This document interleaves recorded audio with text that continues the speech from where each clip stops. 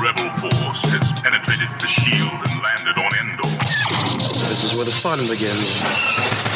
A long time ago, in a galaxy far, far away. This is Rebel Force Radio. Your source for the Force. Star Wars news and commentary. With Jason Swank and Jimmy Mack. I've seen Star Wars 500 times. Star Wars #1. This station is now the ultimate power in the universe. I suggest we use it. Now it's time for Rebel Force Radio. We would be honored if you would join us. All right, if you thought this was going to be all mall all the time, you're mistaken. No, it can't be all mall. Not when we are on the verge of welcoming Star Wars back to the big screen. Seems like the floodgates opened just the past few days. I mean, wasn't long ago we were on this very program talking about how it seems like there is a lack of marketing, that there's a lack of awareness out there that Star Wars is coming back to the big screen by way of the Mandalorian and Grogu in May. But we've got all kinds of stories to the contrary as of now. So I guess they were waiting for that, around 30-day, that sweet spot, 4 to 6 weeks out. And it's hard with so much media to focus people's attention anymore. So it's hard, I think, and very expensive to have these big, long 5-6 month advertising campaigns. Even for a company like Disney, you just don't see that very often. And so maybe that's just the way that it is now. But let's enjoy what we got. So coming up, we've got new interview highlights featuring Jon Favreau. We're also going to be taking a look at a couple of new trailers, at least since the last time we were all together here on Rebel Force Radio. And also, don't forget, I promised a couple of weeks ago we were going to give away a copy of Baby Belushi's book, Nerdy, Dirty, and Tasteless Star Wars Jokes, Volume 4. Don't look for the first 3. Volume 4. We're going to give away a copy of that to a lucky Patreon supporter. So all that and so much more here on Rebel Force Radio. So glad you're hanging out with us. So fun to be back with you. We took a week off last week from the flagship show here. I hope you're enjoying our Mall Shadow Lord after shows. We're doing those every Tuesday, 8 o'clock p.m. Eastern Time, live streaming, taking your phone calls, and the conversation has been great. The show's been great. Having a great time as a Star Wars fan these days. So if you're new to the program and introductions may be in order, my name is Jason, and with me, as always, my good friend and yours from Chicago, Jimmy Mack. Hey, Jason. Hey, Star Wars fans. Yep, taking a break from the Darth Maul business. And we're going to dive right into The Mandalorian. So now that we got our musical cues out of the way, I'm looking forward to giving away the book, Nerdy, Dirty, and Tasteless Star Wars Jokes. And just to get everyone in the mood, we're not giving it away right now, so you have to stay tuned. But to get everyone in the mood, I'm going to read a joke from the book. And because this is typically a show where we try to keep it all ages, I will be reading a nerdy Star Wars joke from Nerdy, Dirty, and Tasteless. It might be a little tasteless, too. Here we are, page 35. A Rodian and a Gungan jump off a cliff to see who will hit the bottom first. Who wins? The galaxy. Ba-dum-bum. There it is. Oh, there's the picture right there. Can you see that, Jason? Yeah, I can see it. Yeah. Look at that. Oh. A Rodian. I got one. What do you call 1,000 Gungans at the bottom of a cliff? What do you call 1,000 Gungans at the bottom of a cliff? A good start. Ha bottom bump. So, somebody will be the lucky winner of Nerdy, Dirty, and Tasteless Star Wars Jokes 4 by John Saluga and Christopher J. Sorrentino, more commonly known as Baby Belushi. That's his street name, Baby Belushi. And it's a great book, and it always lifts my spirits, this book. And yeah, there are some things in here that are downright nasty, so it might not be for everyone. It is a great book. The reason I ended up with an extra copy is because I bought like 4 copies to give out as Christmas gifts this past year. They're great gifts for your Star Wars fan. And then Chris was nice enough to send me one, so I didn't need my copy. So I've got one signed by Chris. So this is not signed. I'm keeping the signed one for myself. So we'll be giving away a copy of Nerdy, Dirty, Tasteless Star Wars Jokes 4. And if you're interested in getting your own copy, you can pick up copies available now at Amazon.com and other book retailers, or you can find it. Maybe somebody stashed it in the Forest Preserve, or it's behind the dumpster in that creepy alley, or that weirdo who talks to himself down the block and always wears a trench coat.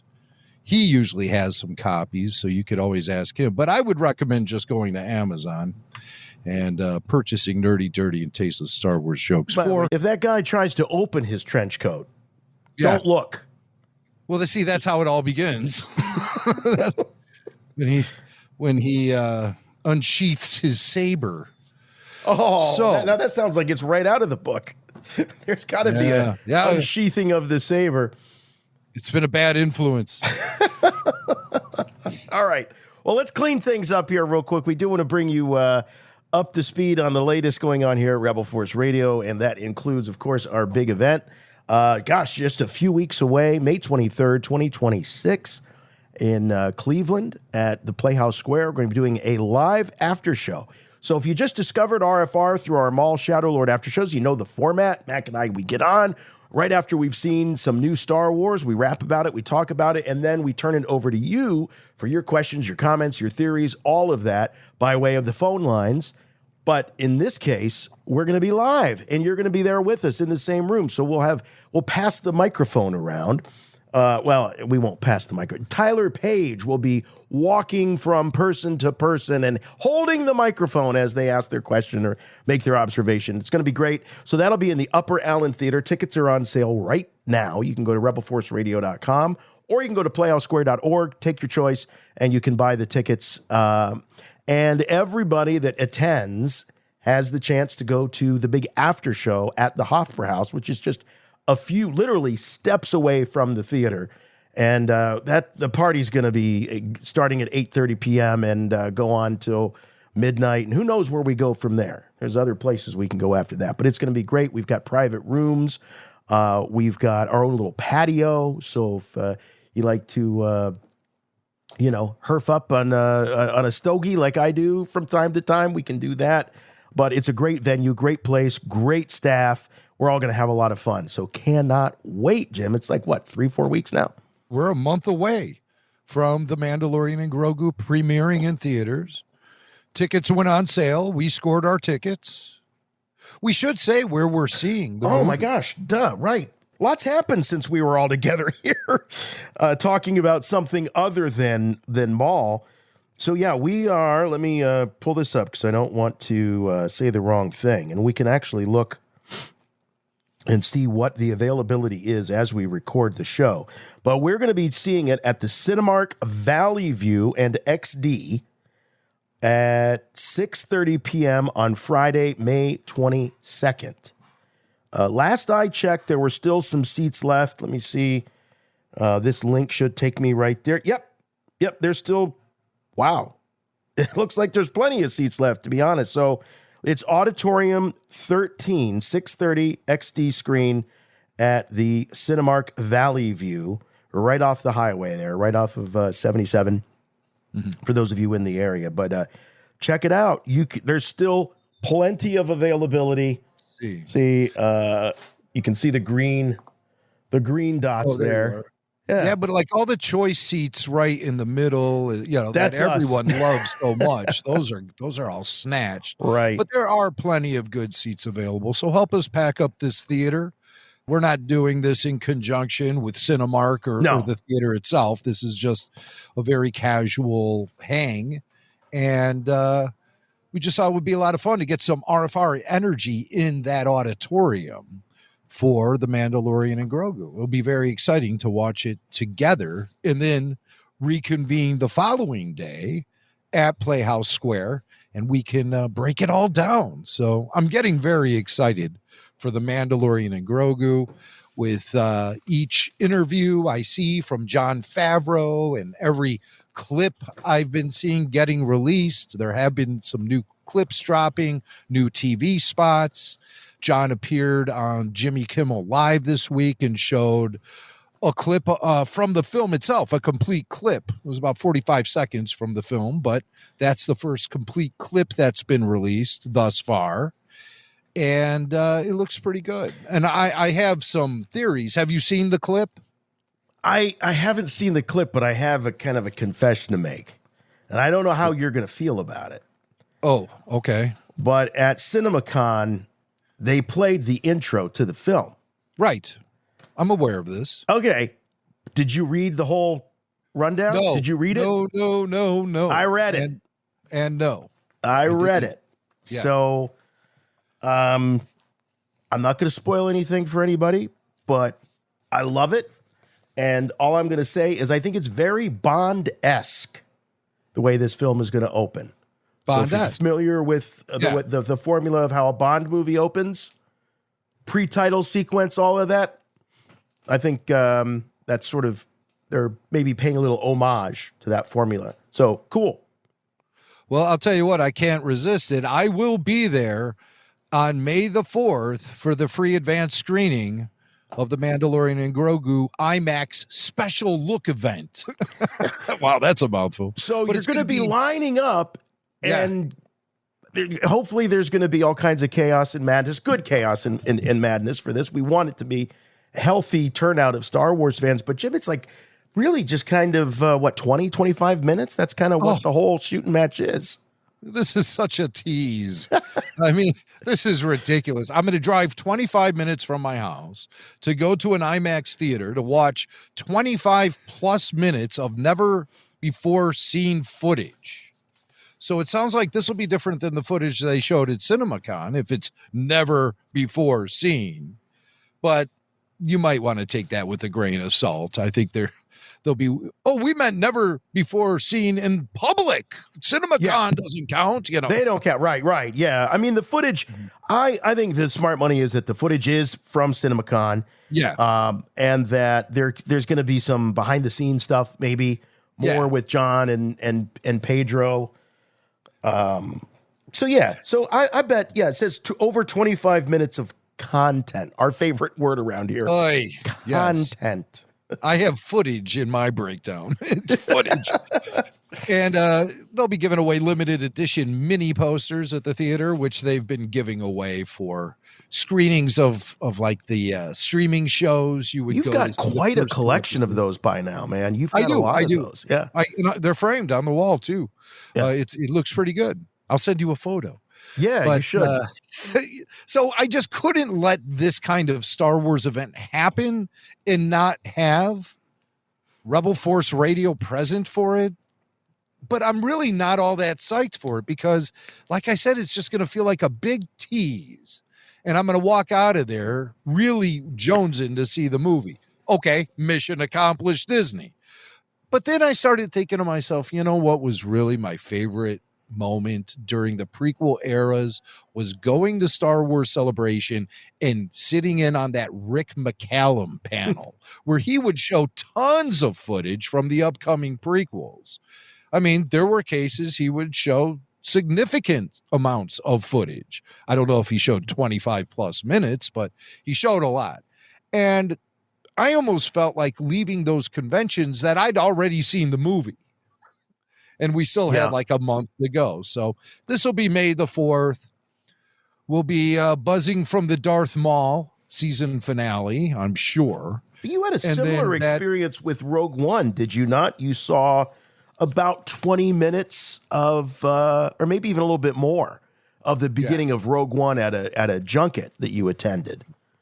At Skywalker Ranch. At Skywalker Ranch. Yeah. Yeah, and I was drinking Skywalker Ranch wine with Gareth Edwards while we were watching the footage, and that was really cool, my friend. Yeah, I bet. With our old pal Dave Myatt, D. Martin Myatt, Star Wars collector extraordinaire, and the guy behind Blue Milk Publishing's Star Wars book. What do they call that book? It's a great book. It's fantastic. Yeah. Well, everything that Blue Milk does, they've done a couple of publications, but the Vintage Collection Archive or Something like that. It's all dedicated to the vintage collection. It's really good. And I hear they're doing a follow-up. So because there's been a lot of great stuff released since then. But I'm really bummed. I looked up as soon as I think it was Tyler Page put up the RFR equivalent of the bat signal when this news broke of this IMAX fan preview. And I went right to the page. And unfortunately, right here in Northeast Ohio, there's nothing. Columbus was the closest for me. So about 2 hours, 2.5 hours. So couldn't justify it. I will live, as I often do, vicariously through my brother in the Force, Jimmy Mack, and can't wait to hear all about it. Yeah, I'll have a full report on RFR. So no fan left behind, that's for sure. And no fan left behind when the film is released publicly May 22nd. We'll all be together there in Cleveland watching it, and then May 23rd we'll be at Playhouse Square talking about it. And then afterwards we'll be at the Hofbrauhaus in the Stube. Just say, point me to the Stube. The Stube. And, we'll be in the Stube or in the private Stube beer garden or in the Fest Hall. Or in all those places. All at once. So it'll be great. See how we pull that off. Join us on May 23rd. Tickets are available now. Go to rebelforceradio.com and you'll find links. It's a general admission deal too, so all the tickets are good ones. Every seat is a great seat. It's going to be great. Yeah, plenty of seating, plenty of elbow room, plenty of leg room. It's a great venue. You're going to love it. All right, well, the Mandalorian and Grogu after show isn't the only fantastic Star Wars event happening in the month of May. No. There's also the Forest Moon Festival, and we were there last year. It is one of the most incredible, unique Star Wars events we've ever been party to. Unfortunately, we can't be there this year. We got other stuff going on, but Jim, that's not stopping the party from happening out there in Humboldt and Del Norte counties. No, not at all. And all the information can be found at forestmoonfestival.org. Have you ever wanted to hang out in the Ewok forest? The real Ewok forest? For real? With an Ewok? Kevin Thompson, who played many Ewoks in Return of the Jedi, will just be one of the special guests who are going to be at the Forest Moon Festival coming up in Eureka and Del Norte County and Humboldt County in California. It's amazing. It's where Star Wars Return of the Jedi was actually filmed. The Endor Forest, you can go to spots in the forest that you will identify from the film. And the place that everyone likes to go to most famously is the part of the film where the speeder chase was happening and they fly underneath a toppled tree trunk that's being balanced by two other trees, forming a little bit of an underpass, and you go through that and you can actually visit that spot. It's pretty easy to get to. And a lot of people like to go out to that and hang out in a spot where Return of the Jedi was actually filmed. The whole forest just takes you right to the planet Endor. It puts you there. I'm not kidding you. So you want to go to forestmoonfestival.org for more information. They'll tell you how to get there. You want to follow them on social media for the full event schedule. Go to forestmoonfestival.org and you'll get all the latest details. Special guests include Kyle Newman, who will be screening A Disturbance in the Forest, in which Kyle was part of the creative team behind that. Great documentary. And he'll be doing a panel and Q&A talking about that. Matt Miknovitz, who is a writer for Star Wars Animation and the showrunner for the Maul Shadow Lord show. He'll be there talking about everything from Clone Wars to Rebels to Bad Batch and now Darth Maul. Kevin Thompson, as I mentioned, he will be there, and he is an Ewok extraordinaire. And what a great guy. They'll be signing autographs. They'll be taking your questions. They'll rub elbows with an Ewok. I mean, when can you say you've ever done that? Will you be able to do that at the Forest Moon Festival? We'll be having the scoop on all the latest details as they become available here on Rebel Force Radio and giving you updates every week until the festival itself happens. And it is happening. Once again, May 28th through May 31st in Humboldt and Del Norte counties in California where Return of the Jedi was actually filmed. Go to forcemoonfestival.org for all the information. That's forcemoonfestival.org.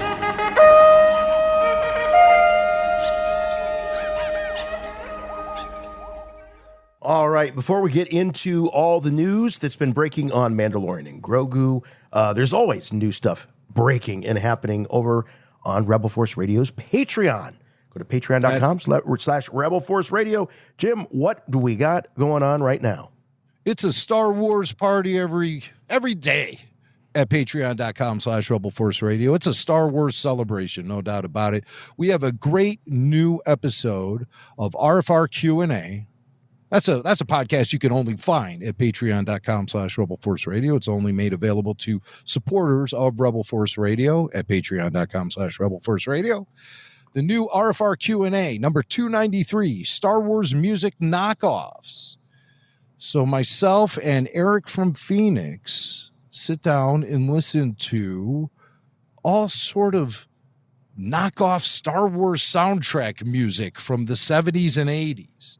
Everything from Miko to Don Ellis and Survival to the Electric Moog Orchestra and other familiar names such as Zubin Mehta. Yes, Zubin Mehta. Who are these people and why am I talking about them? Well, they did their own creations of music from the Star Wars movies, from the Star Wars soundtrack, and myself and VIP Eric from Phoenix, we break them down one by one. And it's fun, it's torturous, and it's informative. And we want you to listen to RFR Q&A number 293 and hear us talk about Star Wars music knockoffs. Some are good, others are okay, and some are downright awful. That's Star Wars music knockoffs on RFR Q&A number 293, just one of several exclusive podcasts you can only get at Rebel Force Radio on Patreon. Other shows include The Babu Freaks, which is myself and Chicago area Star Wars fans talking the wars. And we just dropped an episode of Babu Freaks where we talk about upcoming Star Wars events. Babu Freaks number 57, freaking out about upcoming Star Wars events. So we have the Mandalorian and Grogu. Tickets on sale now. We have the RFR After Show live in Cleveland. Star Wars Celebration returns to LA next year. Tickets go on sale May 6th. And then we have Star Wars Starfighter next year. So the freaks are freaking out. Needless to say, we got a lot going on, and as Star Wars fans, and it's a really interesting time for fandom and for the franchise itself. And we want to be there for everything. So we're freaking out about upcoming Star Wars events. Get shows like this, plus early bird ad-free releases of the weekly podcast and the after shows. You'll get bonus full show video. That's the only place you could find it is on Patreon, full show video. Sure, we release clips here and there on YouTube, and we do the after shows live on YouTube, but the weekly show, this show, you can only see the full show video at Patreon. So join us, join up for free even, and just dip your toe in and be part of the community, and you'll see how much fun we're having over there. It's a great group of Star Wars fans. Very authentic group of people, real people enjoying Star Wars. Somebody posted in the chat room, they're like, what I like about this place is like, there's no hierarchy whatsoever. You're damn right. You're damn right. I take that as a great compliment, man. I thought it was. Yeah. We're all on even footing at RFR on Patreon. So there's nobody going to slap your wrist for expressing an opinion or for celebrating Star Wars the way you want to celebrate it. And that is a good thing. So join us on Patreon at patreon.com/Rebel Force Radio.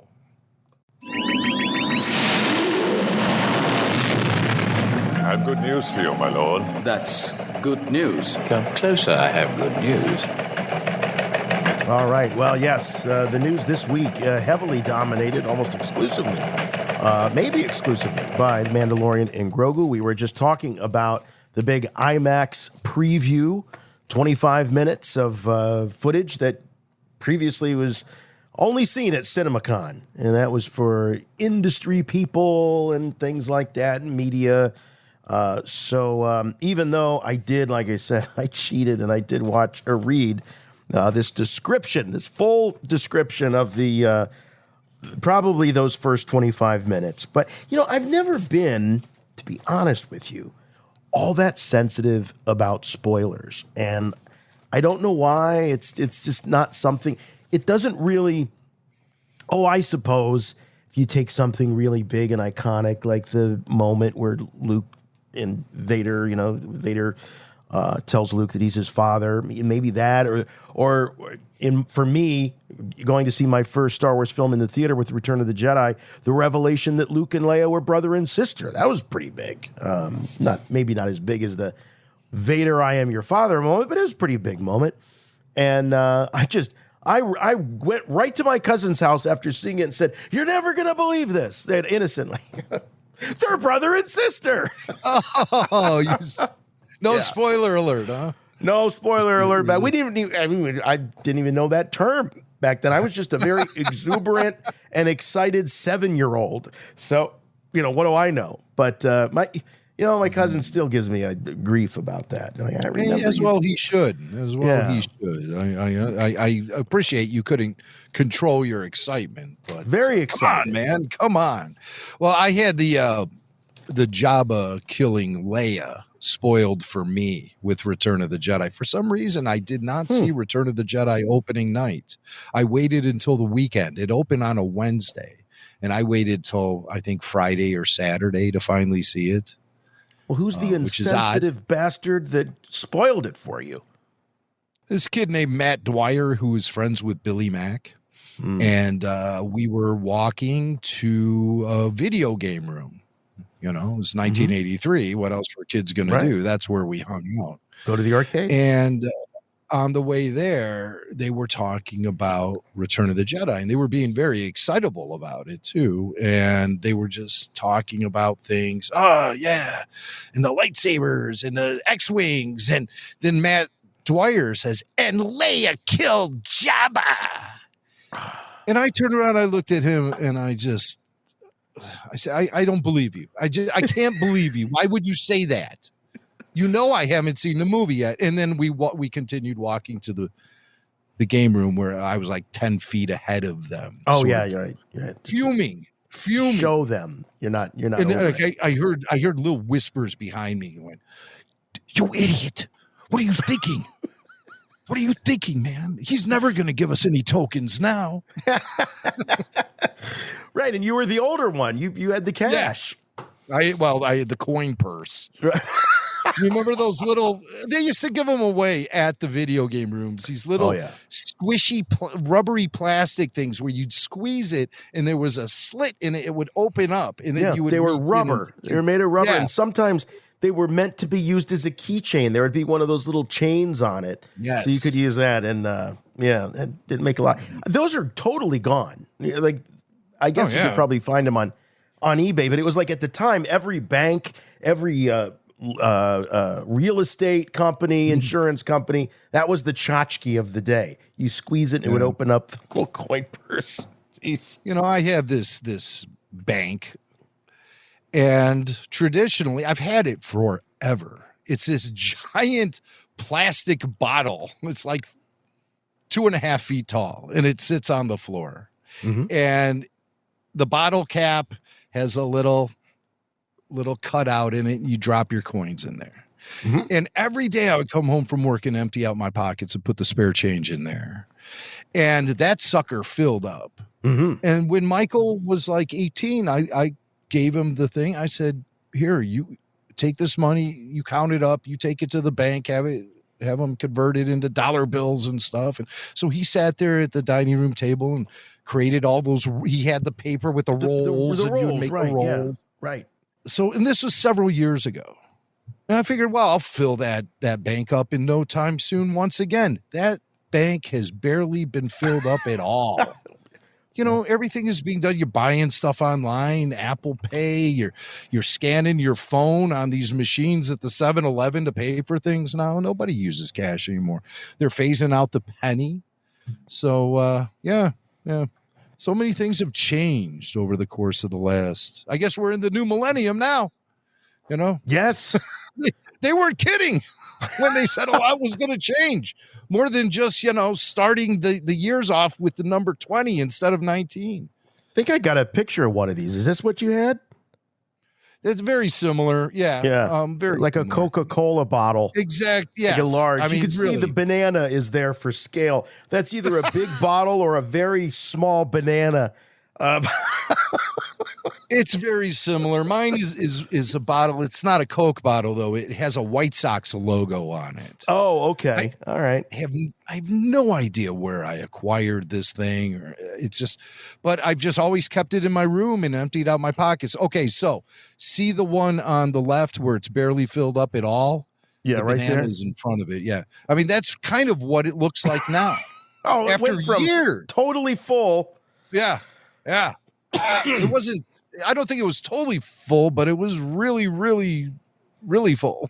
A lot fuller than that, huh? Yeah. Yeah. Wow. So you can't even save your pennies anymore, kids. Pennies don't exist. Oh, these poor kids, all the things that they're missing out on. These poor kids. So how did we go off on this tangent? God, I don't know. But hopefully it stays in the final edit. We'll see what happens. Yeah, when I we'll see. Listen back to the show.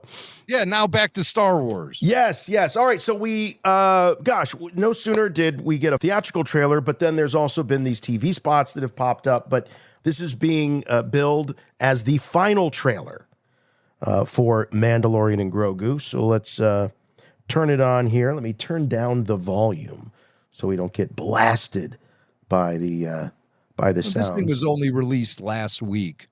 Was it just last week? Yeah. Oh, okay. Final trailer. And it repeats a lot of the same stuff we've seen in the first one. But it's still worthy of the RFR shot-by-shot review so we can blow your minds with our observations and insights. All right, so right out of the gate, we see this. I mean, talk about Yoda vibes. I mean, this is really giving us classic Yoda vibes with this swampy green, teeming with life kind of setting with Baby Yoda sitting atop the tree. So definitely, and it starts with, you can hear in the background the Yoda theme as well. So definitely stoking those nostalgia feels. But this is, not Baby Yoda doing anything cute per se, although it's kind of, I'll be honest, it's hard for Baby Yoda to not look cute. He's meditating. He's finding himself, centering himself in the Force. And what we'll see throughout this trailer is, and I'm glad that they open with this because we see a lot of action. We see Baby Yoda donning his armor, which is this big disc chest plate or whatever. But I'm glad they included this because this tells us that he hasn't completely turned his back on the ways of the Force. He's continuing that. But we did see him in the series choose to be with Din Djarin over being with Luke Skywalker. So, Jim, one of the things that's been happening a lot in modern Star Wars is this third path that we're seeing with Force users. You got Ahsoka Tano, we've got Grogu, we've got Asajj Ventress. We're talking about characters that are not Jedi, they're not Sith, but they're Force users, and they're just kind of in between. And Grogu, I think, is following in the footsteps of those characters. And it's just an observation. I'm not at the point where I can pass judgment on it. Obviously, Force using the Force is so important to Star Wars, but they are finding themselves in this position where they've moved on from Jedi versus Sith, but we can't lose the Force altogether, obviously. So we've got this sort of in between that we're dealing with. It seems like all the time. Grogu wants to be a Jedi. He wants to be a Mandalorian. He wants to have his frog and eat it too.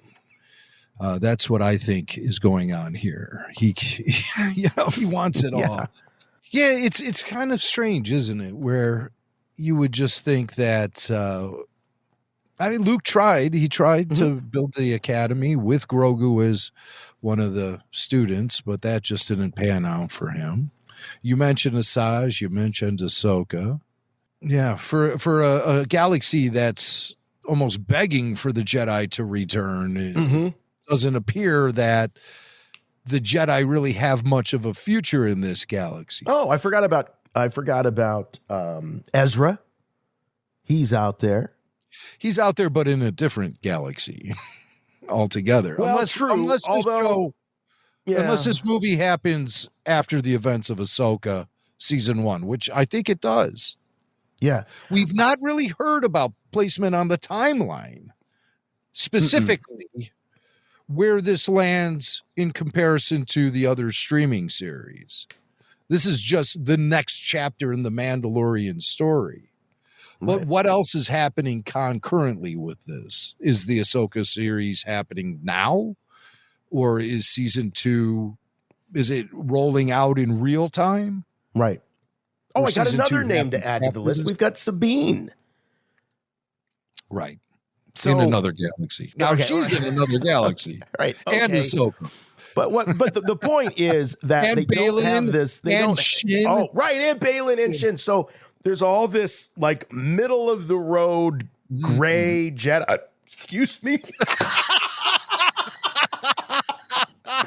I don't think that's ever happened in 15 years of, or almost 20 years of podcasting, that I ever burp right on the mic without. Wow, I'm embarrassed. Jason, as we get older, I'm sure there's going to be all sort of sounds we make that have never happened in the history of this podcast. So don't you sweat it, pal. Thank you. I appreciate it.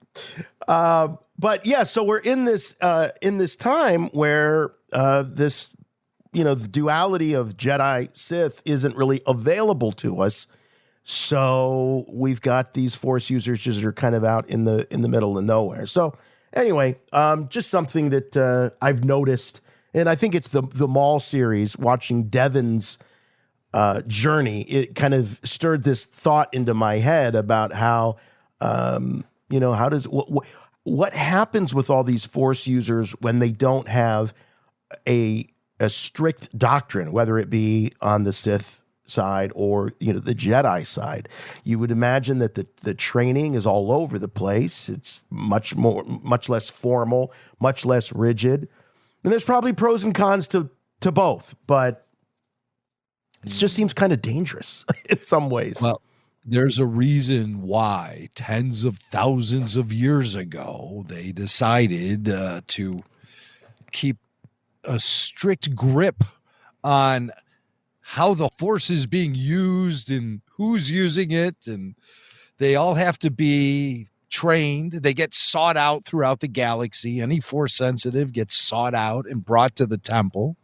So they regulate the Force almost. They try to, while that becomes part of their sort of arrogance, thinking that they can control the Force, there's obviously reasons why they insist on the discipline being respected, because dangerous things happen when Force users are running amok and they don't have that discipline to control themselves.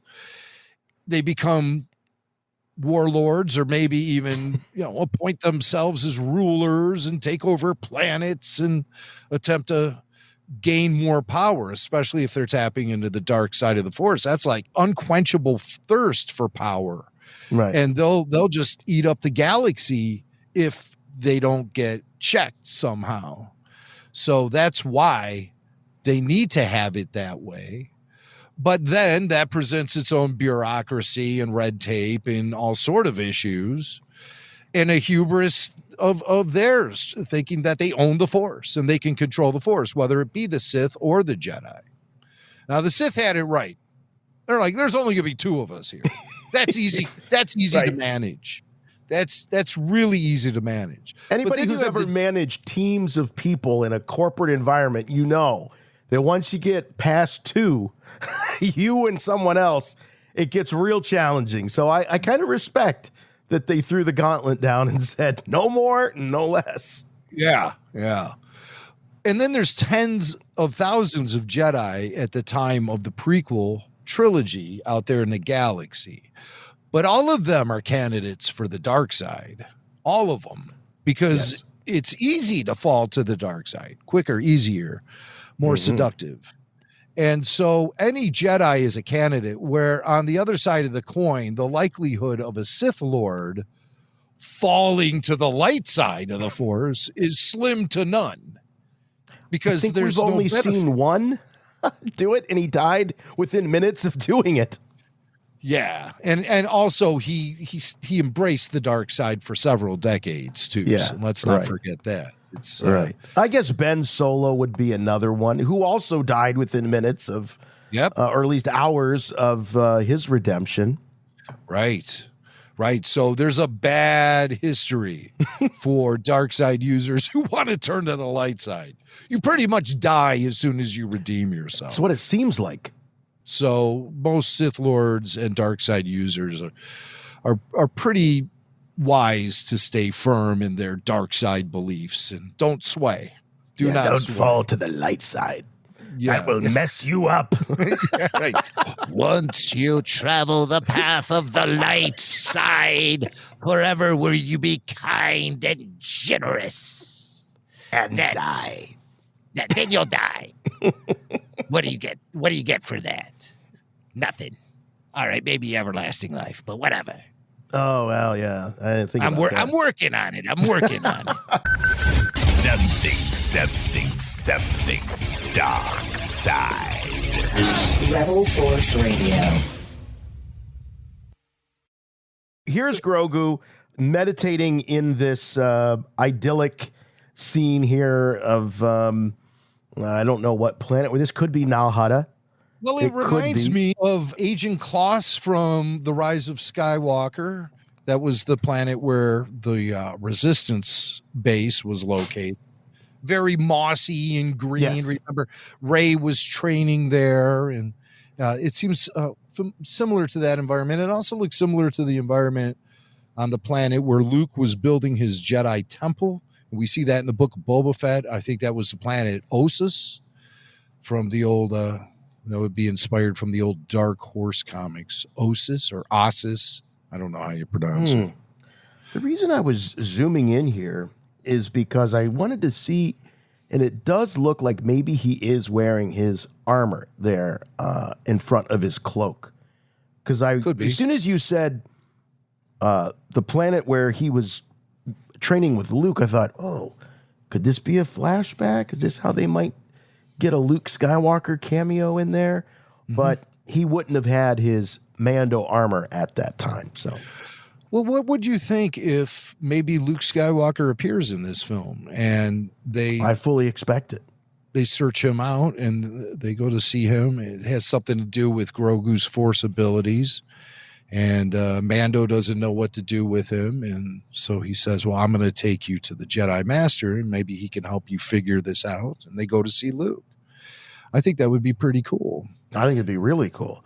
I don't think it's going to be quite that integral to the plot, though I'd love it. I still see the big three, the trio, showing up at some point in more or less a cameo as leaders of the New Republic. I think that's the capacity we're likely to see them in this instance. But to have a little side quest where they have to go see Luke because Grogu's dealing with something that Din can't quite understand, that would be pretty cool. I wouldn't hate that at all. Yeah, maybe he's having like nightmares like Anakin did in the prequels, and he's up all night dreaming about my mother. Yeah, and so Din has to take him to Luke, and Luke will help him figure it all out. That would be something that would happen like right in the middle of the movie, if it were to happen at all. I mean, pure speculation. Hey, I heard a rumor today that Lucasfilm is working on an animated Luke Skywalker to include in the next chapter of Tales of the Jedi. Ooh. Really? It'll come out next year, 2027. Well, that's got me real excited. That's got me real excited. Again, take it with a grain of salt because it is a rumor. I didn't hear it from anyone good, but no one we trust. Well, yeah, I got it. But that's what I heard. So, and it would make sense with next year being the 50th anniversary of Star Wars. Go back to the OG, Luke Skywalker, and feature him animated. That could be a great launching pad for future Star Wars original trilogy era animation. Look, dang it, this was something I wanted to bring to the show this week, but we're so packed this week, I don't think we can do it. We'll have to wait for Star Wars and pop culture, maybe next week. But American Idol, yes, I still watch the show. I know it's been on 1,000 years and all that, but they were at Disneyland this week on the show filming, and there was Star Wars out the wazoo. The 3 judges plus Ryan Seacrest came out dressed as Star Wars characters. I think, I don't want to be stereotypical here, but I think Lionel Richie really missed a golden opportunity because he's got the stash and he's got the suaveness. I think he could have been Lando, but he was a Corellian smuggler in the vein of a Han Solo. Luke Bryan, the country singer, was, of course, Luke Skywalker, shorty robe version. And Carrie Underwood was dressed as Leia from A New Hope, complete with buns. Ryan Seacrest was a really bad Yoda, I'll put it that way. But, he's diminutive in his size, so I get it. I'm about the same size as Seacrest, so I'm sure I understand. But anyway, there's a moment, Jim, where they're standing in front of the Falcon at Galaxy's Edge, and the new characters of Han, Luke, Leia, and Chewie saddle up right next to him, and they have a little exchange. It's cornball variety show, dialogue, but still pretty cool to see Star Wars get, a big spotlight in a primetime show like that. And there was Mandalorian and Grogu were there in the audience like they were at the at WrestleMania, which I was watching that last weekend, and they were walking around.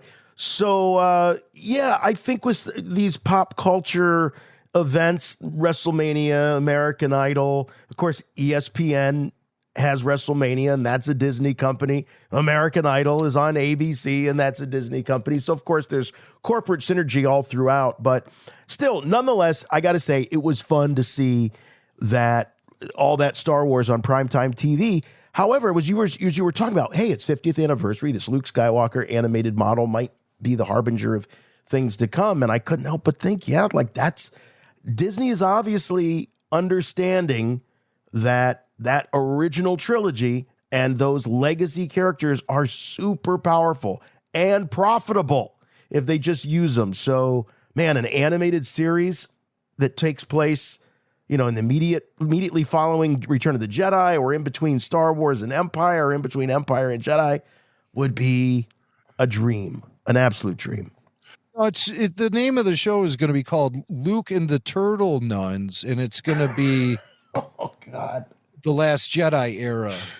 Luke and the Turtle Nuns. He has wacky adventures on Octu with the Turtle Nuns and the Porgs. It's hilarious.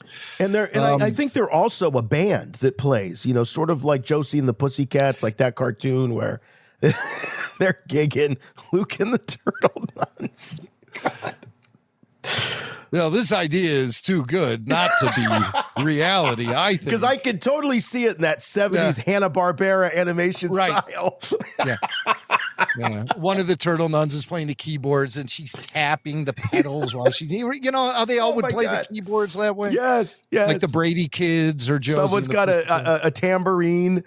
Oh, my God, that's funny. So I noticed, I did see the photo of Lionel Richie. Okay. And they were at Galaxy's Edge, and he was standing in front of the Falcon, and he had the vest and the white shirt and the boots and the everything. And you're saying, well, he should have dressed as Lando Calrissian. I got news for you, pal. He was dressed as Lando at the end of Empire Strikes Back. That's when he wore Han's clothes. Oh, so there. Why didn't I think of that? I fixed it for you. Of course he was. Of course. Oh, man. Chewbacca and I will meet you on Tatooine, and we going to party, caramba, fiesta forever. I tell you what, man, he is one of the reasons why I watch that show. I love Lionel Richie. I really do. He's so great on the show, and I mean, what a legend. But yeah, let's see if I can. I think I've got the photo right here. Just so. And you say Ryan Seacrest was Yoda? Yeah, Ryan Seacrest was Yoda. So here's a shot of the I see four with of his them. ears. Yeah, with So the at the ears, end- and he had the cane and the robes. Yeah. At the end, instead of saying Seacrest out, he said out Seacrest is. Maybe. I think he missed that opportunity. He missed the opportunity. That's what I'd have done. Another Star Wars missed opportunity. But you got Luke Bryant there in the shorty robe. Yeah. And I don't know what those boots are he's wearing. I think He looks like they look like a combination of a cowboy boot and like rock climbing or hiking boots or something. But but look at he's those trying. laces. God, I would never want to go hiking wearing that. It looks like he's going to go clam digging or something. But I got to say, now that you mentioned that about Lionel and looking like Lando there at the end of Empire, I can't unsee it now, man. That's right. I can't unsee it. But There it is. anyway, it was a cute bit. So there you go. Yeah. It was on Idol, and but again, all this synergy happening, and a lot of the energy directed towards those legacy characters. So I'm there for it. That's what it's all about. Surprised not to see any Mandalorian and Grogu tie-in, because we know that character is walking around Galaxy's Edge, and they do have a movie to promote. But if they're just using the legacy of Star Wars as a tool to promote the new film, The Mandalorian and Grogu, Yeah. then I think that's a positive thing. They're not promoting this film as Star Wars, The Mandalorian and Grogu, except, I mean, you see it in posters and stuff, but I don't think people are going to be saying, I'm going to go see the new Star Wars movie. Everyone is going to be referring to this as either the Mando movie or the Baby Yoda movie. That's what people are going to be calling it. Yeah. I don't know if Star Wars is the top priority for people. And I like it that way, because back in the original trilogy era, we would say, we're going to see Empire. We're going to see Jedi. That's how we would identify those films. We never just simply called them Star Wars, but in the prequel era and the sequel era, it was just Star Wars. It seemed like. As Very people would, heavy. Even the logos, you had big Star Wars. Yeah. In the sequel era, the name of the movie was sort of in between the Star and the Wars. Yeah. And really with the prequels, Jim, it was also about the numerals. I'm going to go see episode 1. I'm going to go see episode 2. I'm going to go see episode 3. Yeah. Right. But we heard when Disney took over Lucasfilm and Star Wars, I mean, they even let their writers know. I think they issued some sort of writing Bible to anyone working on Star Wars, and they let it be known that they were going to de-emphasize the usage of those Roman numerals. They felt like it was too cumbersome. And the Roman numerals themselves represented so much backstory that they felt like it was hard to bring in new people to the theater to see the films, because they felt like, well, if we call this movie episode 8, people are going to feel like, oh my God, I have to watch all these movies now to get caught up and see this. And well, they should. Yeah, they should. Right. They should. I mean, Star Wars does have a history, and Disney, ever since they acquired the IP, they've been running from that history. Now it finally appears like they're embracing it. They're featuring original trilogy characters at the parks, and we're seeing things ramping up toward that 50th anniversary next year, which I think will be a big deal.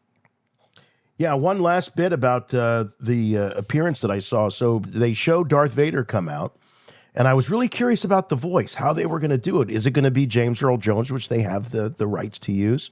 It was close, but it was definitely not James Earl. So whatever they've got as the recordings for the costumed Vader walking around is not the actual James Earl Jones voice. That's weird. You'd think they would just use the AI replication. And we know it made news that James Earl Jones had sold the rights to his voice to Disney so they could continue using him as the voice of Darth Vader. And he did that before he passed away. Right. So that's odd. That's odd. Remember, there was a guy named Matt Sloan who made a career out of being the voice of Darth Vader? Chad Vader.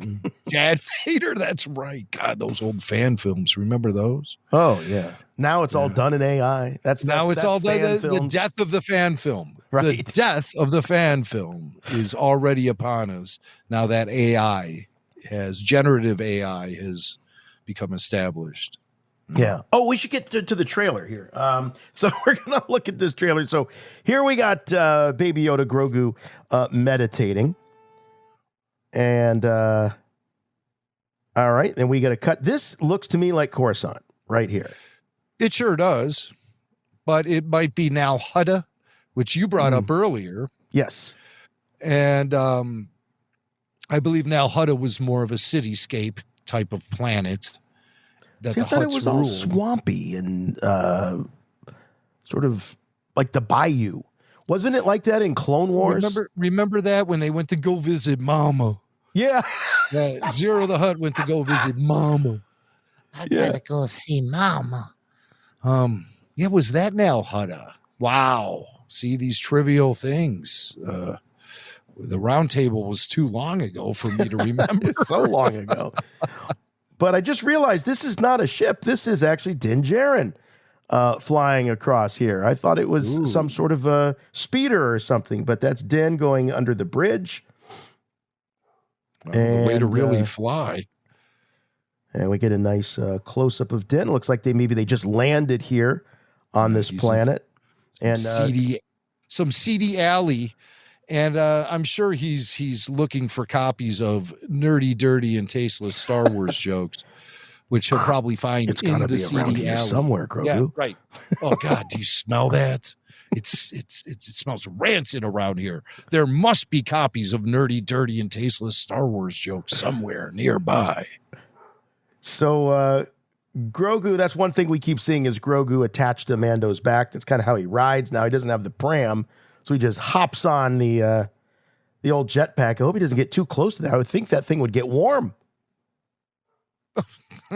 Does it? I don't know. I think the Beskar keeps it. That's right. The Beskar keeps it cold. It contains that heat. So this looks like maybe the Shadow Council or members of the Shadow Council. We've seen this before. And we've got the remnant snow troopers. I am tempted to call them Hoth troopers, but we don't know if that snow planet that we keep seeing is Hoth. I think it is. You do think it is? Yeah, just because of that promotion with the Tauntauns. Oh, yeah, I forgot about the Tauntaun Super Bowl spot, yeah. But you never know. They've taken Jawas off-world, so Tauntauns might be on... Tauntauns. Yeah. Cool. Tauntauns might be on any snow planet.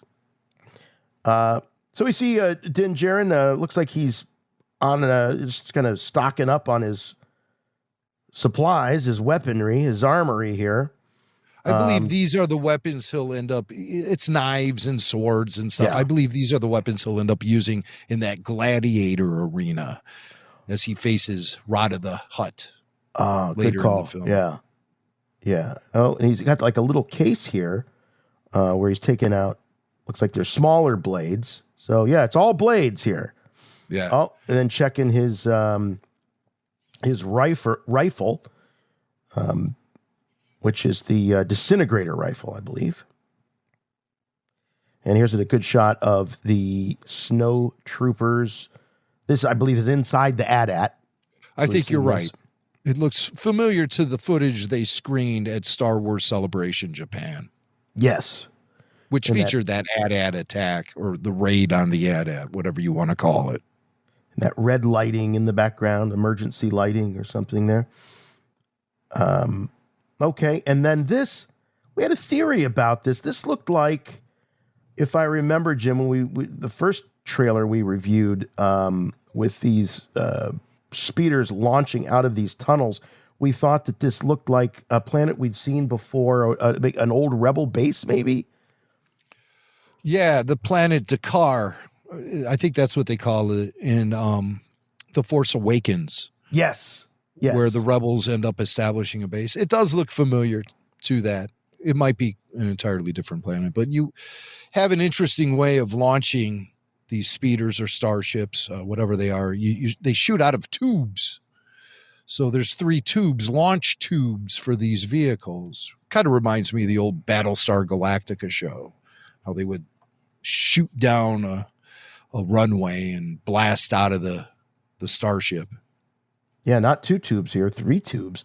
And then we've got some people down on the walking around or running around, looks like hurriedly. It's kind of hard to make out who these people are. I'm seeing droids. I'm definitely seeing droids down there.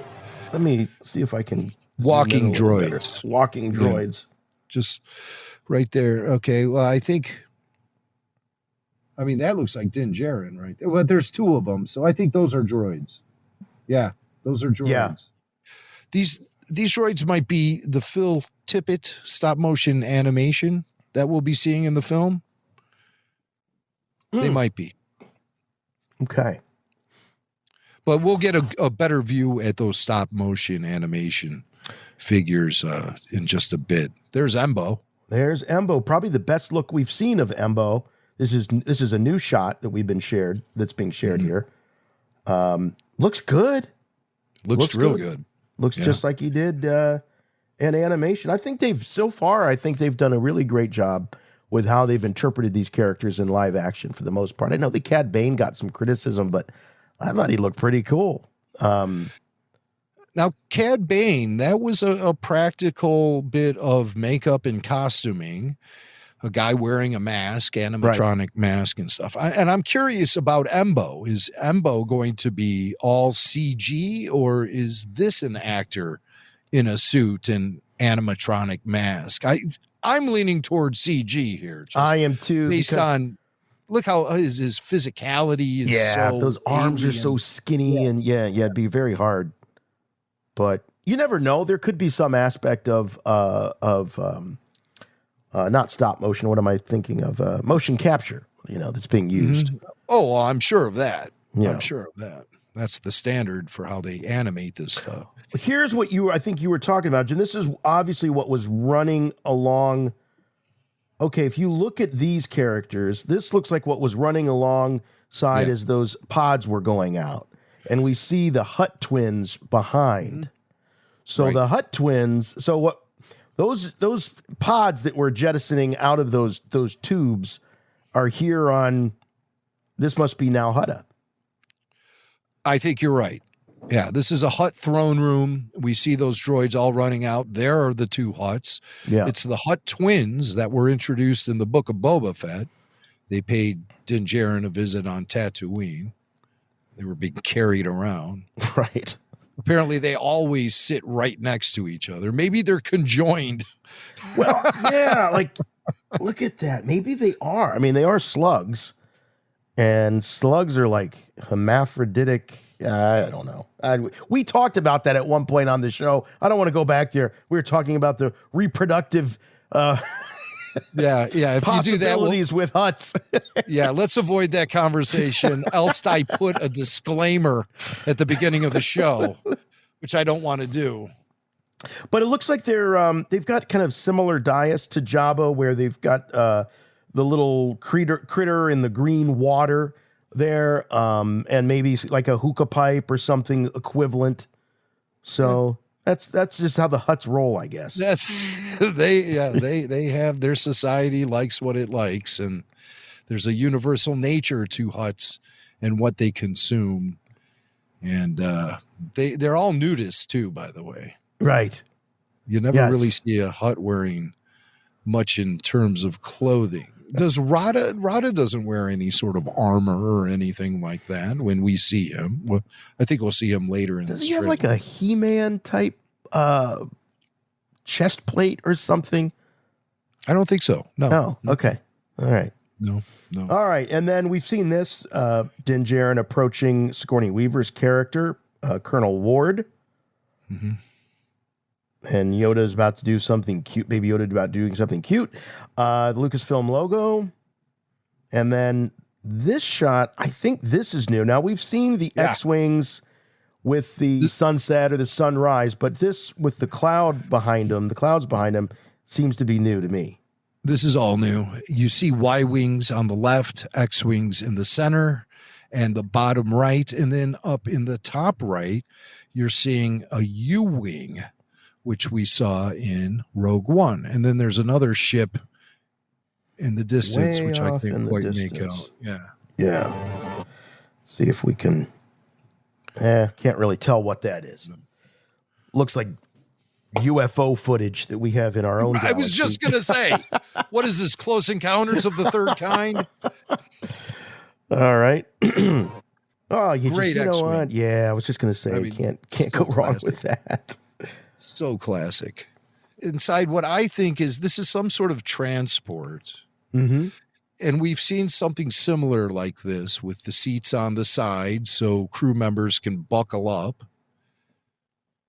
But I don't know what ship this is actually. It could be a U-Wing, but I'm not sure. So he's buckling in Grogu, and it appears it's only Din and Grogu in the hold of this ship. So who's flying it? Zeb? And when did Zeb become such a pilot? That's what I want to know. Was he ever flying things around in Rebels? I don't recall. They usually put him in the gun turret on the Ghost. That's right. He wasn't a pilot. Not that I recall. It was all Hera on that show. Yeah, that's right. From what I can recall. But, it's just a thing in Star Wars. Like, everyone's a pilot. I'm a Just pilot. everyone it's like, everyone knows how to ride a bike. Everyone knows how to fly a starship. Man, how do you get around? All right. And this is, I can never remember the name of this. This is a Delphi base. Yeah. But what the planet, I don't know. I forget. I do too. Looks like California. It does, and that's the unfortunate thing. It's I like the more exotic environments when it comes to my Star Wars, and this does look like they just built a rebel base in Santa Monica or someplace. And this is, by the way, so if you've seen a lot of the promotional videos going on with various influencers and people, this is where they brought them all out. And some of these structures, these buildings, are actually holding some of the props and some of the the movie magic that's gone into making the Mandalorian series and of course this film. So this was the location that various Star Wars influencers were brought to for some of the PR. Right. And what Jason's saying is this is where all the phony balonies got to visit. I'm not bitter about it. No. But Quonset Hut is what those structures are called. And they came into the fore during World War II. And I remember the first place I ever bought alcohol was in a liquor store that was in a Quonset Hut. Yep. And here's Colonel Ward getting out of her X-Wing. Sigourney Weaver in a pilot suit. Yeah. Well, that's her action figure. I just got her her Black Series action figure. That just showed up in the last few days. Sweet. So, and she's wearing this pilot uniform? And she's wearing the X-Wing pilot flight suit. And here's Zeb. Zeb and Mando. He's wearing a pilot suit too. Do you have that action figure as well? No, I don't. They haven't. He's coming, I believe. Sure. But I don't have him yet. I did get the new Din Djarin because because I have a problem and because he's got some new accessories. There's a baby Yoda that comes and he's posed so you can sit him on Din's back. And I couldn't resist. But I'll tell you what, I did draw the line, Jim.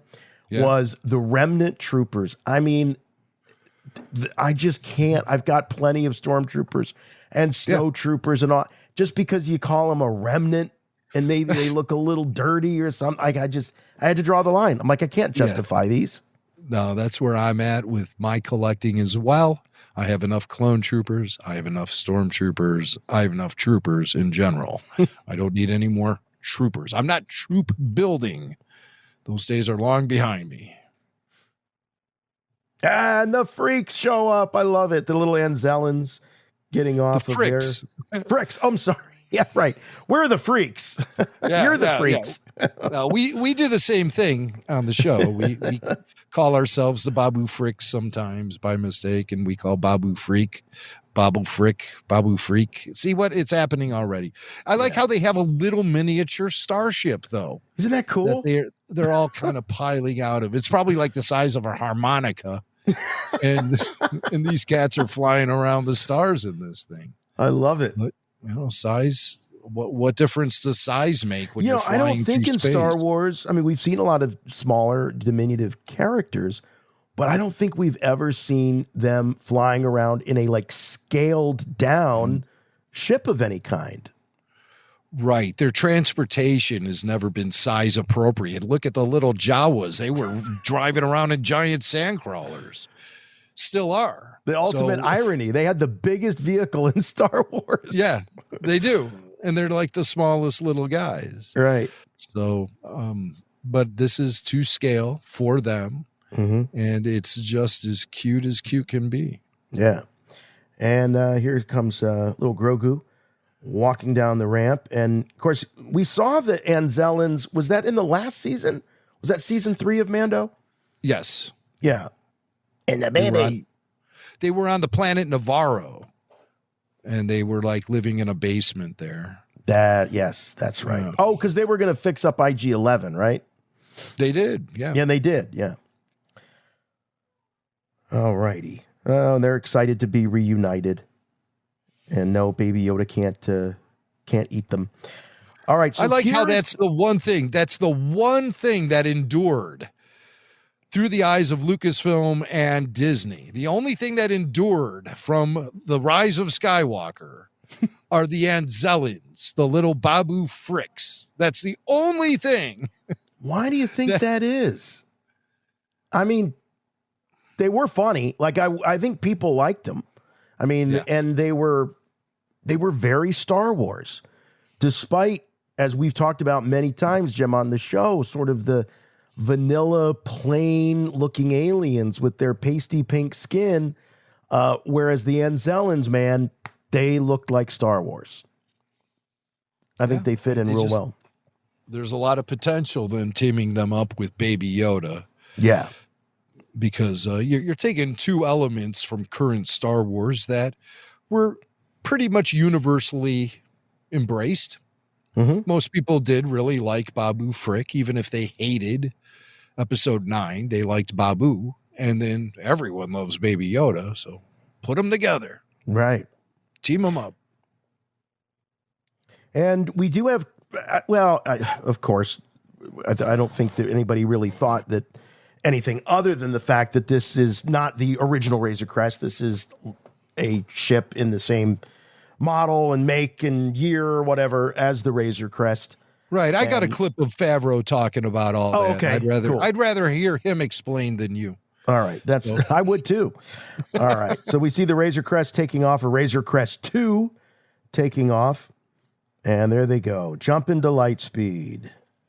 And here they end up. Now, this could be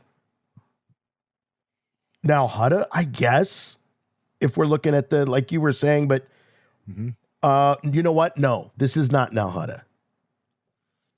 No.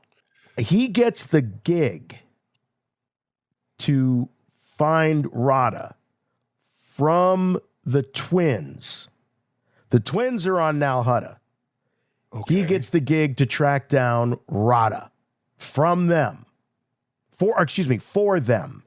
Okay. And he ends up here. So I don't know what this planet is. On this city planet? This city planet, I like this city planet, though. I mean, it reminds me of Chicago. I'm not kidding you with the elevated train platforms and stuff. It feels like Chicago to me. And there you're seeing a billboard, a holographic billboard, obviously promoting the gladiator brawls, because I think that's Rada. Or no, I think that's Rada. That's Rada. Yeah, that's Rada. Sure is. So he's like the king gladiator. Must be hard being, Jabba's son and all. That's a legacy you don't live down. Yeah. It's kind of like George Lucas's daughter getting into MMA. Remember, she had a yes, of course. Amanda Lucas. Yeah. She had a career in MMA. George would go to the fights.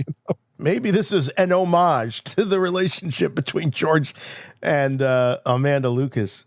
Oh, sure, yeah. Let's just roll with that. But something tells me that Rada is not there voluntarily. I have a feeling that he's enslaved or he's somehow being held against his will. I think you might be onto something. But hey, he's the reigning champ, right? But that doesn't necessarily mean that he's enjoying himself. So you're all right. So we're leaving that planet here. We see just a cutaway scene of Mando and Grogu, and now we're back on the snow planet, which could be Hoth. Mm-hmm. And we see what is he on? He's on like some kind of a walker. Yeah, those ATRTs, which first appeared in Revenge of the Sith, I want to say. That's right, yeah. But there's no housing, there's no cockpit. It's open cockpit. Right, yeah. It's a smaller individual use scout walker that, God, I would love to have one of those. Especially with those Chicago winters. Yeah, just cruising around town in one of those. Rebel Force Radio. And then we see the AT-ATs, or whatever these are. Those are AT-ATs. Remnant AT-ATs. Are they calling them AT-ATs, or is it like, do they have another name for them? Yeah, AT-AT. Okay, good. Mm-hmm. All right. The other name. This looks exciting. So Mando's about to get squashed by one of these. It looks so great. Makes it. Very cinematic. This is when they say forged for IMAX, this is what they're talking about. Yeah. Mando on an ATRT outrunning the foot of an AT-AT as it comes down into the snow. I mean, it's just, you feel the impact of it. It looks great. Very cinematic. This does not feel like the television show. This feels much bigger, way more epic and exciting than anything they've done on the TV show thus far. Baby Yoda agrees. Look at that grin, ear to ear. He's having the time of his life. He is having fun. I don't think he understands that this is the stakes are that high. Does he have hair on his ears now? Looks to me like that's hair on the ears. He's got a lot of hair now. So there you go. Or is that steam coming off from the cold? I think that's hair. It looks too cottony to be steam. And look, it's moving with his head. You're right. It's too cottony. All right. That's really cool to see that that spacing off against those AT-ATs. Oh, I love how you're just in time. Yeah, before it gets crushed. I love how you're slow mowing through the entire trailer. It's really great to see these visual effects. You can really take it in frame by frame. Yeah. And now they're inside, I think. Oh, a little sneeze from Yoda. Oh, dude, I think it's snow, not hair. It is snow. Snow. It okay. Is snow. Still cottony, though. Cottony snow. It is cottony snow. Love that song. Cottony snow. All right. And then here goes, is this the U-Wing? That's the U-Wing, right? That's the U-Wing. Okay. And so we see Embo. We've seen this before. Embo. Is that his dog that's laying there? Oh, no. The wolf, Merrick. Not to be confused with the Inquisitor, Merrick. Dude, I think it is. I think he's standing over his dead dog. Or is that Din wrapped up in a net? Yes, that's Din. That's what it is. He's in a net, apparently. Because you can see to the left, that's his helmet. Yep, you're right. Yep, absolutely.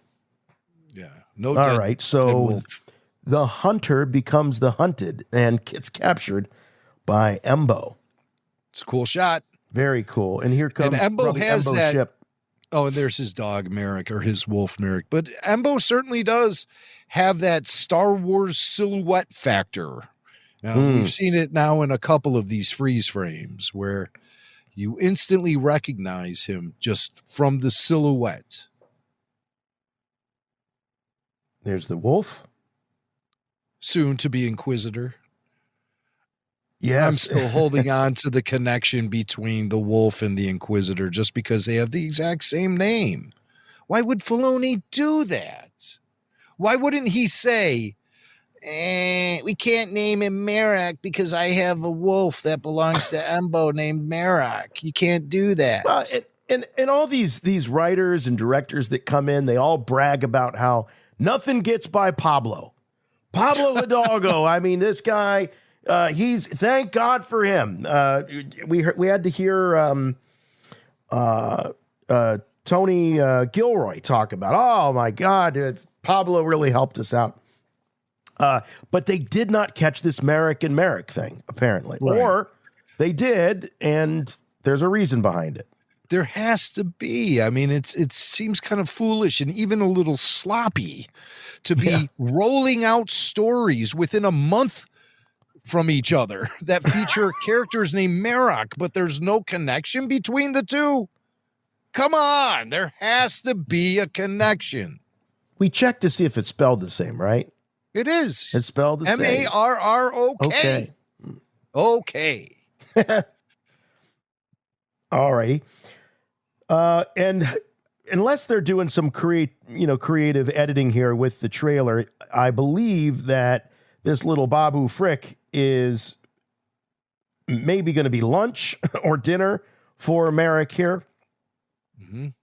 Or he's witnessing the wolf transform into the Inquisitor. It's a shape like Lady Hawk all of a sudden? We've got Rutger Hauer and Michelle Pfeiffer. That's a deep cut right there. Yeah, Swank. sure is. All right. And then what do we got here? Speeders. Again, this looks like the planet where Baby Yoda was meditating. I'm almost positive it is. And those are speeders. Are those classic Stap speeders from episode they do look 1? Like that. It looks like these are commando droids even from the old Clone Wars show. They look very similar to commando droids riding Staps. Yeah. And there's a battle droid. That's a super battle droid that's back a super there. battle droid, yeah. So they got some clankers, old clankers. Something's happening. I believe, again, this is the Hutt planet. Mm-hmm. So I think you might be right. This could be Nal Hutta. I always thought Nal Hutta was more like a city planet. But maybe I'm thinking of Nar Shaddaa, which is a common thing to have happen. I don't know how many times I have told my driver, Nal Shaddaa, and he takes me to Nal Hutta. Right. Very annoying. It happens. Those Uber drivers. So here is Din Djarin, and he is giving some instruction to Baby Yoda before Baby Yoda goes off into the ship with the Anzellans. It's kind of I'm sure this is one of those stay here and don't get in trouble moments. And I think they're separating, and I think Din is fully aware that Baby Yoda is going to go off on that ship with the Anzellans. Okay. All right. And they're going to have some side quest. Okay. Adventure here. Go with them. You'll be safe. Right. And he's wearing his little armor. That's right. And then Din goes running off into the forest to take on these battle droids. And now we get Pedro Pascal unmasked. Yep. Unmasked. Who is unmasking him? Is that Embo? Is that one of those droids? I think that's one. Can of the you droids. tell by the cod piece, Jim? Here, I cannot tell. Now, I'm expert level cod piece, aficionado, right? But I cannot tell. All righty. And then this is the what do they call it? The space snake, or this albino looking snake we've seen a couple of times now. I think there's a name for it. Space snake. Well, whatever. He's consuming whoever that person is in the water, and I'm thinking that's Din Djarin. I think Din Djarin's going to go on a trek into the serpent. The belly of the beast. Maybe we can get our old pal Marku to give us a mythological breakdown of Mandalorian and Grogu, because I think there's going to be a lot of fodder for it. I would like that. I'll have to drag John out to the theaters to see this movie. And then because the car ride back is always a gas, because he just talks. He tells you all of this stuff. Just got to hit record in that car. Yeah, well, yeah.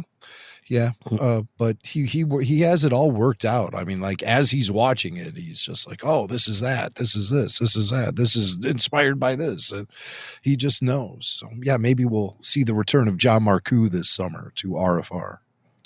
And the little speeder here with the Anzellans and Baby Yoda. Again, appropriately sized. Yes. To scale. It fits the Anzellans. You know, like most of us would probably, this is like shoe size, you know.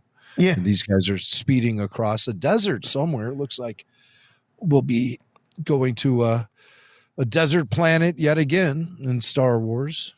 Yeah, good call on the side quest. So at some point they're going to split up. Yeah. And which really shows the evolution of their relationship. I mean, despite some of the dialogue being about, looking after him and he's going to live long after I am, and I got to teach him that, the relationship's definitely evolved. You can tell where if he's giving Baby Yoda the opportunity to go on a little side adventure with the Anzellans, that's much different than what we saw in the series. He was always protecting Grogu. He wasn't necessarily. I mean, Grogu would find himself in all kinds of situations, but it wasn't like, "Hey, you go this way, I'll go that way, and then we'll meet up later." And yeah, it seems like that's maybe where they're at. I think so. And this is when Baby Yoda will really be able to prove his mettle. What kind of warrior is he without Din Djarin? Mm-hmm. Another shot of the huts. Conjoined huts. And they're threatening, they're saying something threatening about Grogu. And yes. That's going to get under Din Djarin's skin. I wonder how much Pedro Pascal unmasked we will see in this film.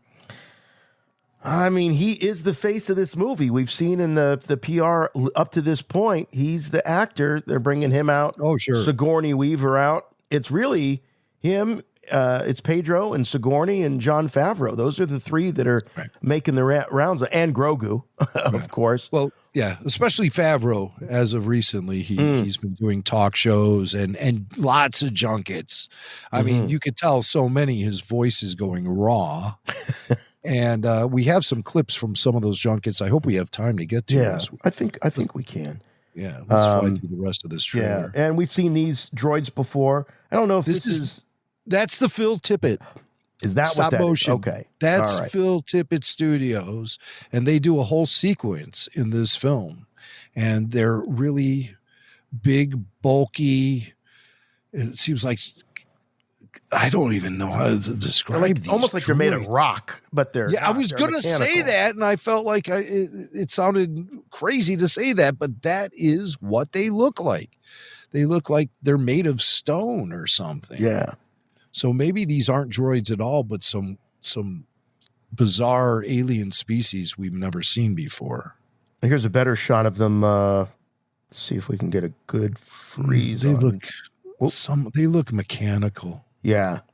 Mm-hmm. Look at the pistons in the leg and stuff. And they've got like straps like for weaponry and whatnot. Yeah, definitely mechanical, but cool design. Something we haven't seen in Star Wars, I don't think. Definitely not. And very Phil Tippett. Yeah, and they're about twice the size of Din Djarin, at least. Yeah. It looks like that one has multiple arms. Yeah, it does, like a little arm or something. Yeah. Oh, and Din is going to short his circuits here and get the best of them. There's a good shot of sort of I guess you call it the face of one of these things. Yeah, it's like a one-eyed droid, tiny head compared to the rest of the body. And yeah, you're right. It is wearing some sort of bandolier, something strapped to it. Yeah, you can see up at the top on the shoulder that there's some, bullets or some blaster bolts or whatever. Ammo. Oh, and it has that wrist blaster or blaster cannon. Right, which we saw with the super battle droids. Oh, yeah. Very similar. And more of that. More footage of him brawling with them. What was that last one? Oh, that's Baby Yoda. He's Baby Yoda hiding behind something. Peeking up behind the wreckage. Is it safe to come out? My dog makes that face right there. That face. Yeah, that puppy dog look. Sure. I've seen it. Looks like they're underground or in some cave or something. And some underwater sequence. So maybe this is how they get out, because he's still helmetless. Baby Yoda swimming underwater. It appears he's alone in that shot. And here's Baby Yoda just being held by Mando or something. This Memorial Day, and it looks like Mando's being chased here in his new Razor Crest by... We can't quite make out those ships. TIE fighters. Looks like they've got 4 engines. They've got one each on the sort of the side wing, and then 2 in the main fuselage. I can't identify them. Look at me pulling out that word fuselage. I hope I use fuselage. And more of this. Boy, he's raising all kinds of hell on this Nal Hutta, if this is it, man. Yeah. This is the same base where we saw those ships coming out of the launching tubes, and it looks like they're lighting it up. I mean, it's like, I love the smell of napalm in the morning. Because they're really this is lighting Apocalypse it up. Now level devastation. Absolutely. And we get, here's our, the pilot, Zeb. And we get a really good look at the model for Zeb. And as I was saying, I would say, with the exception of the Grand Inquisitor, pretty much all of the translations of animation to live action so far have been really good. Really good. That Grand Inquisitor is kind of unforgivable to me. But because it's not like we hadn't seen his species before in live action. We definitely did. Yeah. But all right, so there's Zeb. Look like he's having a good time. And you know what? I'm thinking, Jim, with the loss of Carl Weathers, Grief Karga, Din needs a buddy. He needs a guy that he can, hang out with and shoot the breeze and have some adventures with. And that might be where Zeb ends up. Zeb might kind of be Mando's new pal. The guy that shows up in the nick of time to help him out And if it can't be Kitster, it might as well be Zeb. What a choice. What a choice. And we've seen this. This is that city planet, and Baby Yoda commandeers some other baby's pram and takes off along with Mando down the street. Oh, that's right. And this is when there's that big monster, Mandalorian-style beast. Mantelian Savrip, as seen on the chessboard, on the hollow chessboard on the Millennium Falcon. So could this be Ord Mantell? It could be. It could be. It wouldn't surprise me. It wouldn't surprise me. And I believe this chase sequence happens after the events in the Gladiator arena. This is them leaving the arena. Yes, I believe. Right.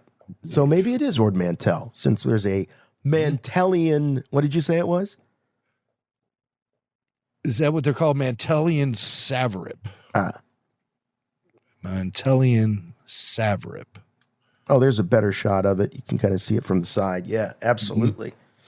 So I'm kind of wondering if there isn't a moment. I don't know if I said this before, but I'm wondering if there's a moment where they need to make their escape, and Din breaks out all of these gladiator beasts and monsters, kind of a la Godzilla. And, that's one hell of a distraction so that they can get away, create some chaos, which is kind of cool. I like that. Yeah, I think you're right on. Filoni's a big Godzilla fan, so, if I can get kaiju in there, I'm going to get some kaiju. Yeah, right. God, I feel like I'm sitting in a writer's room meeting. Yeah, he doesn't call him Godzilla. He calls it kaiju. Oh, sure. Yeah. Gotta keep it authentic. But you talk about faster, more intense, man. I think this movie looks like it's going to be faster, more intense than the Mandalorian TV series. Definitely. And I love this shot of Baby Yoda suiting up, pulling the strap, getting the armor all tight. There were famous shots from the Book of Boba Fett where Boba is putting on his armor, and they zoom in on the belt buckle. They zoom in on the wrist gauntlets and stuff like that. I wonder if Baby Yoda is going to have his own moment as he's putting on the Beskar and getting ready for battle. And they'll shoot dramatically like that. Because he's got the chest plate, but he also has something that he wears on his wrist, doesn't he? That we saw in the TV series. I thought there was a wrist mechanism or gauntlet or something. Yeah, a blaster. I don't remember that, but I think so. All right. Oh, and then this guy, he's pretty cool. We saw him in the previous trailer. He looks like something out of Dark Crystal. Absolutely. Yeah, very Henson Studios circa 1980 something. Right.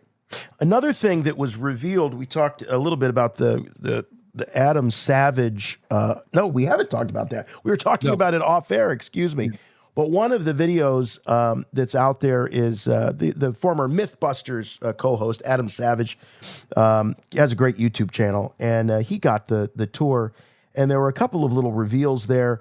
But one of them that Jon Favreau said, and Jim, forgive me if you've got this elsewhere, but he talked about Filoni directing the puppetry scenes. So almost like, I don't know if you would consider that second unit or what, but Filoni himself went in and directed a lot of the puppetry with the Anzellans, and I'm assuming this character looks to me like a puppet right there with Grogu. I love this process of, it has been going on for a decade now, of easing Dave Filoni into live action. It's like the baby steps being taken to get Dave from animation into live action have been so amusing to chart. First they have him shadowing Rian Johnson on the set of The Last Jedi. Then they team him up with Favreau, and then they give him a chance to direct an episode of The Mandalorian. Then he directs a couple more episodes of The Mandalorian. Then it's feature film time. So put Dave in charge of the puppets. Well, John, I mean, who's think about it. Direct the puppets. He's like, how about the president of the company? Can he direct? Can the president of the company direct the puppets? Yeah, does he have anything else he's doing? Maybe if he does well with the puppets, he can then actually direct human beings in a scene once. We'll see. But first, when it comes to major motion pictures, give Filoni the puppets. And see what he can do. As soon as Favreau says, give Filoni the puppets, the guy goes, did you see Ahsoka season 1? No, I'm kidding. I'm joking. Dave, he wrote most of it. He directed a couple episodes as well, didn't he? Or did he direct the whole damn thing? One or two. One or two. Yeah. All right, we're just kidding, Dave. We know you're not listening. We love you, Dave. Everybody knows that. Okay, so this guy, I think he has a name out there already floating around, but I don't know. But love the design. Look at those lizard eyes. Those are cool.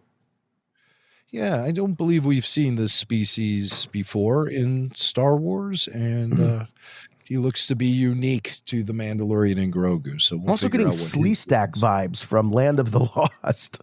Okay, I see where you're coming from with that. Baby Yoda using the Force. So we saw him meditating at the beginning, and now we see him here towards the end doing some sort of Force push, pull, healing, we don't know. I don't think that he's causing these stormtroopers to flip their speeder, but the edit, of course, makes it look like that way. Very different scenes. But they do flip. Look, they fly now. Yeah, that does look like something right out of the sequel trilogy era, where stormtroopers were flying around all over the place in that sequel trilogy. You blast one and he flips up in the air, and right. It's an explosion goes off. Bodies they're flying everywhere, up 3 stories up. Yeah, stormtroopers are flying all over the place in the sequel trilogy. I couldn't understand it. They were all like spring loaded or something. Here's a good shot of the Anzellans in their little tiny cockpit. Look at that. Yeah. It looks small. Tight quarters right there. And, of course, we know, since it's nothing but puppets in this shot, that Dave Filoni was behind the camera directing this. Can that other Anzellan just slow down the delivery in the next line here? It's just really rushing through the scene. These Anzellans, they're so hard to work with. All righty. And we're near the end. Okay, so here's looks like Din jetpacking in here and shooting some of these droids. This is, again, I think the caves of underneath the hut layer. Oh no, he's on I'm sorry. He's on one of those speeders that we saw earlier that we said looked like a stap. Stap speeder. Yeah. Mm-hmm. Right. Nice to see that mode of transportation making its return.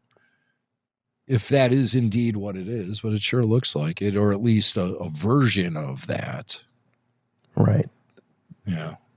You said earlier, Star Wars is known for its character silhouettes, and here's another one right here, Baby Yoda silhouette, and we get the title treatment, Mandalorian and Grogu. All right. Yay. Now we want to hear from guys like Jon Favreau. We've got some great clips of Jon, and I think it's great timing. We just went through the trailer. Now let's hear what the director has to say. So, Jim, it looks like you've been hard at work pulling all of these clips from various TV spots. So lay them on us. I was really impressed with a little special that Fandango posted on their YouTube channel, featuring Jon Favreau sitting down with one of their hosts. I didn't know Fandango had hosts, but apparently they do. And it makes a lot of sense to work with the company that is selling the tickets to your movie and letting them have a chance at interviewing the director of The Mandalorian and Grogu. So I was pretty impressed with this interview simply because of the topics they covered. It wasn't so much behind the scenes stuff. It was more like the reality of the film itself and talking about characters and starships and things like that. So in this first response from Jon Favreau, he talks about huts, and we've talked about huts, but he talks about huts in The Mandalorian and Grogu, Rada the Hutt, etc.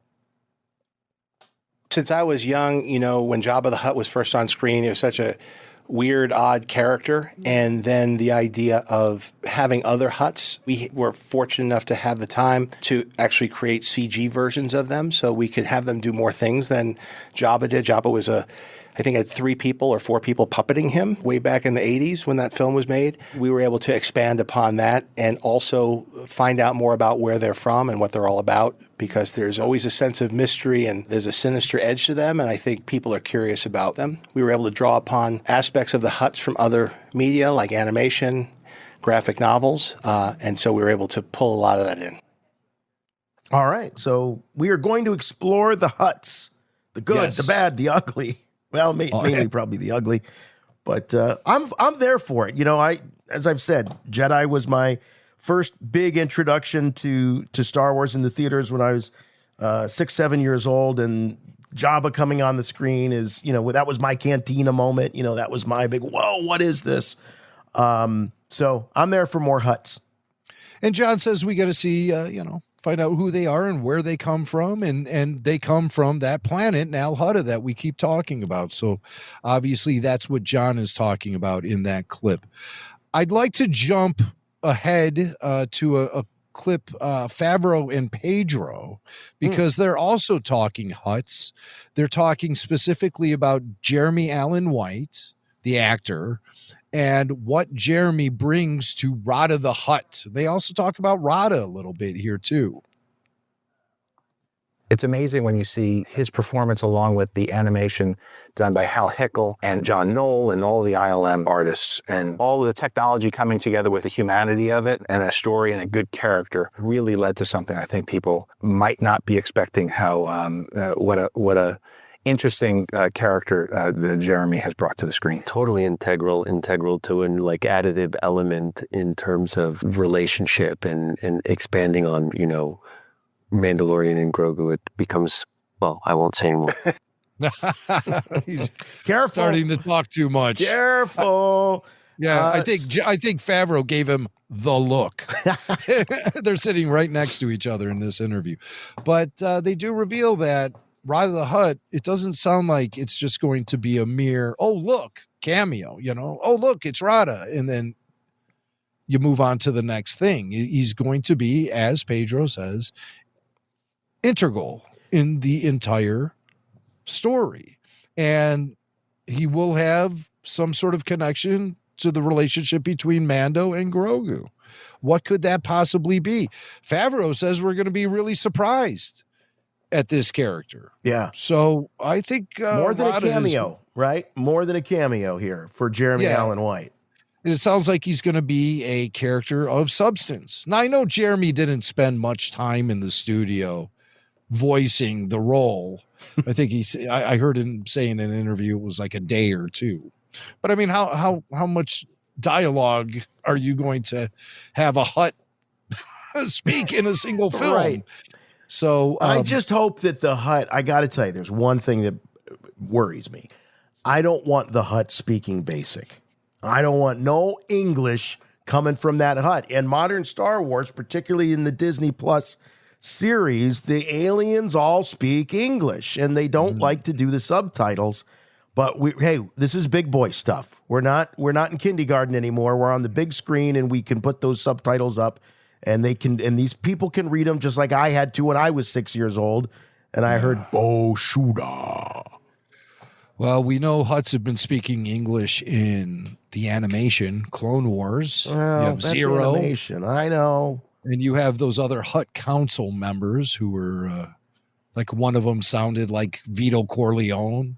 Looked like Vito Corleone. Yeah, that's not necessarily my favorite to dwell on. But while we're talking about Rada, real quick, I'd mentioned the video from Adam Savage, and one of the reveals was, sorry about that. One of the reveals was this maquette, or as they're calling it, a model of baby Rada the Hutt. Now, this was hand painted by Jon Favreau, and he was showing it off to Adam Savage. So, Jim, kind of interesting that there could be, in some way, whether this be a flashback, I don't know what, but for some reason there needed to be, for the production of this film, with an adult Rada the Hutt, a version of Rada as a baby. So this is like right out, talk about animation, right out of the Clone Wars movie. This is stinky. Yeah, this is legit stinky. And so what kind of role would this thing be playing in the film? It would have to be a flashback. So maybe we'll be seeing some Jabba in The Mandalorian Grogu. Maybe we'll be seeing some young Ahsoka, played by Ariana Greenblatt, in a flashback. Can you imagine if Filoni put in a cameo moment out of the Clone Wars movie into this film? With Hayden, Ewan, oh my Ariana God. Greenblatt. Yeah, so far this movie is so far. I mean, God, the pressure we're putting on this movie to provide us with a prequel trilogy reunion and an original trilogy reunion too. So, dude, that's can a you lot of imagine pressure. though? Really, if he pulled that off, that would be the. Favreau can just ride off into the sunset on a dewback if he does something like that. I mean, his work is done. Where do you go from there? A prequel reunion and an OT reunion. Holy cow. That'll get butts in the theaters once word of that starts spreading around. No kidding. No kidding. All right, well, back to Favreau. Back to Favs. Here he talks about directing Martin Scorsese in The Mandalorian and Grogu. Oh, talk about pressure. Martin Scorsese is, I've grew up watching his films. I was lucky enough to be in The Wolf of Wall Street, so I gotten to know him through that. We've done Q&As together at festivals, but the idea of animating a character that's based on his voice, a species called the Ardinians, which is what I played in Solo. So I was a cook in the Solo movie. He has a food truck in this one. I gave our characters the same last names, so our characters are related in theory. We had the character planned. Kathy Kennedy reached out, hoping maybe he'd want to do it. He said yes. We went back and forth. He did a lot of improv. He was just a lot of fun. It's interesting because, when the director's on their set, they're running the show, but I find when directors are on other people's sets, they just want to play and have fun, and he had a great time. It was a once-in-a-lifetime thing for me. He's hilarious.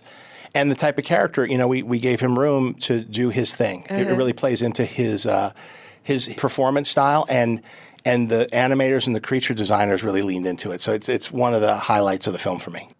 All right, the animators and creature designers leaned into it. So we're going to be seeing Martin Scorsese facial expressions and, most importantly, eyebrows in The Mandalorian and Grogu. Yeah, Gotta definitely. be. Yeah, if you're going to bring an alien based on Martin Scorsese, you got to have the eyebrows.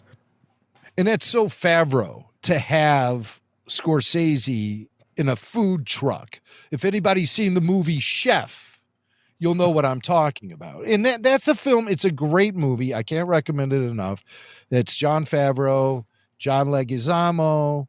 It's just a great movie about this guy who gets burnt out from being a high pressure Michelin chef in a restaurant and buys a food truck and just hits the road and goes after creating the best food he possibly can in a food truck. And it's had such a massive impact on Favreau and his career since Chef, where he's really embraced cooking, and he has like these little pop-up restaurants that, I mean, he even shot a special at Skywalker Ranch in the kitchen there for Food Network. It's like him and Filoni making cannolis and stuff. I remember that. But once again, Jim, we've got a stereotype being created in the Star Wars universe that apparently this alien species, they're all cooks. Maybe it's the multiple arms. It's the multiple arms. Yeah. That way they can maintain a lot of different stovetops and mixing bowls at the same time. So, right. Yeah, the ultimate to have a guy like that in your restaurant. Well, everyone started asking almost immediately upon seeing it in early footage, the Razor Crest is back. How is this possible? And Favreau explains it's not that big a mystery. Though it's the same model, it was it's an old pre-Empire design. The Mandalorian's Razor Crest was kind of beat up, stripped down, kind of hot rodded out. And now this one is a perfectly restored one that he was able to get his hands on. So it's a different one. It's a little shinier. The interior is a little nicer. But of course, like any hot rodder, he's going to make his adjustments and customizations for performance. Yeah. All right. So case closed. Yeah. He just got a new one. It's as simple as that. Right. And, it makes sense. I had a family member who recently totaled their Toyota Corolla. And wouldn't you know it, they got the insurance settlement and everything, went out and bought another Corolla. Well, did you have to buy the exact same car? Well, it was the exact same one. Yeah, I guess there are people that develop an affinity for a certain type of car, just. But what's weird is, it's not just the manufacturer; it's the model, and the whole bit. Sometimes the same year, they just love them. But So the other thing is, Hasbro's got to be excited about this because they can take another swing at releasing this Razor Crest with some new deco, and I'm actually surprised. This is the best shot that they would have at putting a Hasbro Pulse crowdsourced product onto retail shelves with this movie being out. And, in another time we'd have had that. But how cool would it be to walk into a Target or a Walmart and have a full rack of new Mandalorian action figures, all of them, Zeb, Ward, the Martin Scorsese guy, and then at the top, like when we were kids, at the top, lining the top of the shelf would be the big box of the Razor Crest. I mean, it'd be awesome. Well, that was the original HasLab offering, was the Razor Crest, and it was like, what was it, like $400 or something, $500? I forget what it was. And this just announced Hasbro is going to be offering a Mandalorian and Grogu Razor Crest conversion set. It'll cost only $100, and you get it, and they're going to ship it to you, and you can convert your Razor Crest into a film accurate one. I mean, it's $100 for a sheet of decals, but I mean, it's stickers, and you just put it on. You believe me, don't you? You're buying this. I totally believed you. Yeah. I said $100 for a sheet of stickers. How did I not hear about this yet? Yeah, but it was announced at LoserCon. Yeah, they announced it at LoserCon, and it's only $100. It's a sheet of stickers. So and you're going to put it. It's funny that you say that because Hasbro Pulse it's through Hasbro Pulse is the website. It's HasLab. They put out an Ecto 1 for your 6-inch scale Ghostbusters figures, and they did something similar, Jim, where they had the core car, but they had all the stickers and the pieces and parts to create either the version from the original film or Ghostbusters 2, if you wanted that. And so you had to choose. So some people were buying 2 because once you make the decision which Ecto you're going to have, you can't undo it because there's stickers and all of that. But for them to release, and this is how they could get around this thing about, when we put something on not Pulse, the HasLab, we're never going to release it again.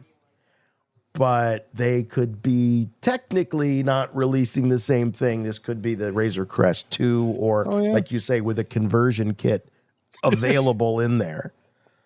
But, you had me, man. I know. You had me. I was just like, hey, Swank isn't cracking here. I'm pretty sure he's believing this. How do I let him down on this? I'm like, oh, my God, I didn't make this absurd enough. He's believing it. Dude, there are things now in our world where you just can't be absurd enough. You're right about that, my friend. So one more clip from Jon Favreau. He talks about Sigourney Weaver, and she had some stipulations before she stepped into the role, and they talk about the relationship between her character, Colonel Ward, and Grogu. The big surprise with her is that she had pretty heavy demands about wanting to be on screen with Grogu. That was the thing. And I said, your character isn't like a softie. She's like, I know, but I still think we need to have so we ended up working him into the scenes with her that weren't. No, and she was, and on set, she would be, even when we wouldn't be rolling, she'd just be completely focused. Because it was Grogu's a puppet, rod puppeted at times, also remote controlled, but there's also all of his facial expressions are controlled by remote control animatronics. So there are like 5 puppeteers, sometimes 4 puppeteers off camera operating him and his face and his eye lines. And so between takes, he's still moving around like he's an actor. Yeah, between takes, they were both clicking on each other a little bit, and the puppeteers would be there performing with her. And it's a fun thing on set when people come and think it's not like a ventriloquist dummy. When the show's over, it just goes down. Baby Yoda's like an actor on the set. Yeah, there was Baby Yoda. He called him Baby Yoda. Yes, remember when Favs was getting all upset about that back in the old the child era when he would get mad? He'd be like, people are calling it Baby Yoda. It's not Yoda. This is confusing. The child. It's the child. Now he's fully embraced Baby Yoda. Yeah. He's over all that anxiety. Because I think everybody knows that not everybody, but I think most people know that we're not talking about the Yoda. Yeah, I think most people knew it then as well. Yeah, true. John's going to do what John's going to do to protect the integrity of the story he's trying to tell, and maybe get a little frustrated by fan reaction and tropes and things like that. But Baby Yoda, I mean, that's a hit, and I think he soon began to realize that. Well, and it's bait to get some of these big actors. Obviously, to want to be part of your project, like Sigourney Weaver, and she wasn't angling for more cash or residuals. She just wanted more screen time with Baby Yoda. And then the story that the puppeteers keep Baby Yoda active, even when the cameras get shut off. It's the exact opposite of the stories that Samuel L. Jackson used to tell about being on the set of the prequels, and he'd be in the Jedi Council room, and they would shoot a scene with Yoda, and then the scene would be over, and Frank Oz would remove his arm from the puppet, and Yoda would just like slouch over. Sam Jackson would be like running for the defibrillator paddles. Medic! Well, that's not the case with Baby Yoda. Baby Yoda stays active between shots and goofs off with Sigourney Weaver, Yeah, I think Sam's got some PTSD from that. That was like one of his, his heroes. Seeing him, he goes rumpled. He goes to see the Hollywood therapist, and he's lying there on the couch going, I just can't get it out of my head. This vision, it gives me nightmares. Seeing Yoda slumped over like that. All right, I got one more clip. This is of Sigourney Weaver herself talking about the strengths and weaknesses of her character, Colonel Ward. Her strength, obviously, is the ability to find and choose this particular bounty hunter who she knows will come through. I don't know that she anticipates that he's going to come with an apprentice. I guess her weakness would be, as a commander, I'm always going to be sort of on edge, wondering what's happening, wanting information. But I think she also is touched by meeting the two of them together and can see the relationship, see in fact that it's also kind of makes him more vulnerable, but it also makes him stronger. There is speculation. We've passed it along on this show here, Jim. And this could be one of those, these theories are just that they're theories, but that maybe there's something nefarious about Colonel Ward, that she's going to be a villain or a traitor or something. And I'm not quite sure where it comes from. I guess just, a character of Sigourney Weaver, or an actress of Sigourney Weaver's pedigree and history with franchise entertainment and all that. Like, oh, surely they must have something bigger than her just to be kind of a motherly type general figure or something like that. But I don't know. Are you thinking that maybe that's still a possibility for Colonel Ward? Oh, no, I never did, actually. And when you hear her speak about her character the way she did in that clip, it's really hard to draw any connection to her being a double agent or a turncoat or whatever.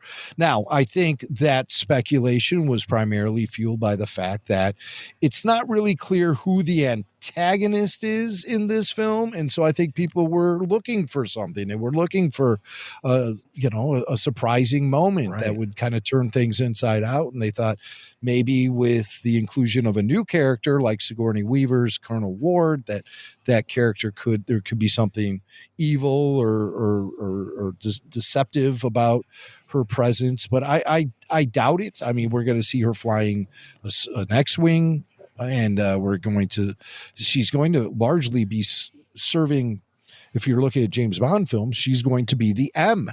She's going to be the one that sends Din and Grogu out on their mission, and they report to her. Now, what I found interesting in that clip, she referred to Din as a bounty hunter.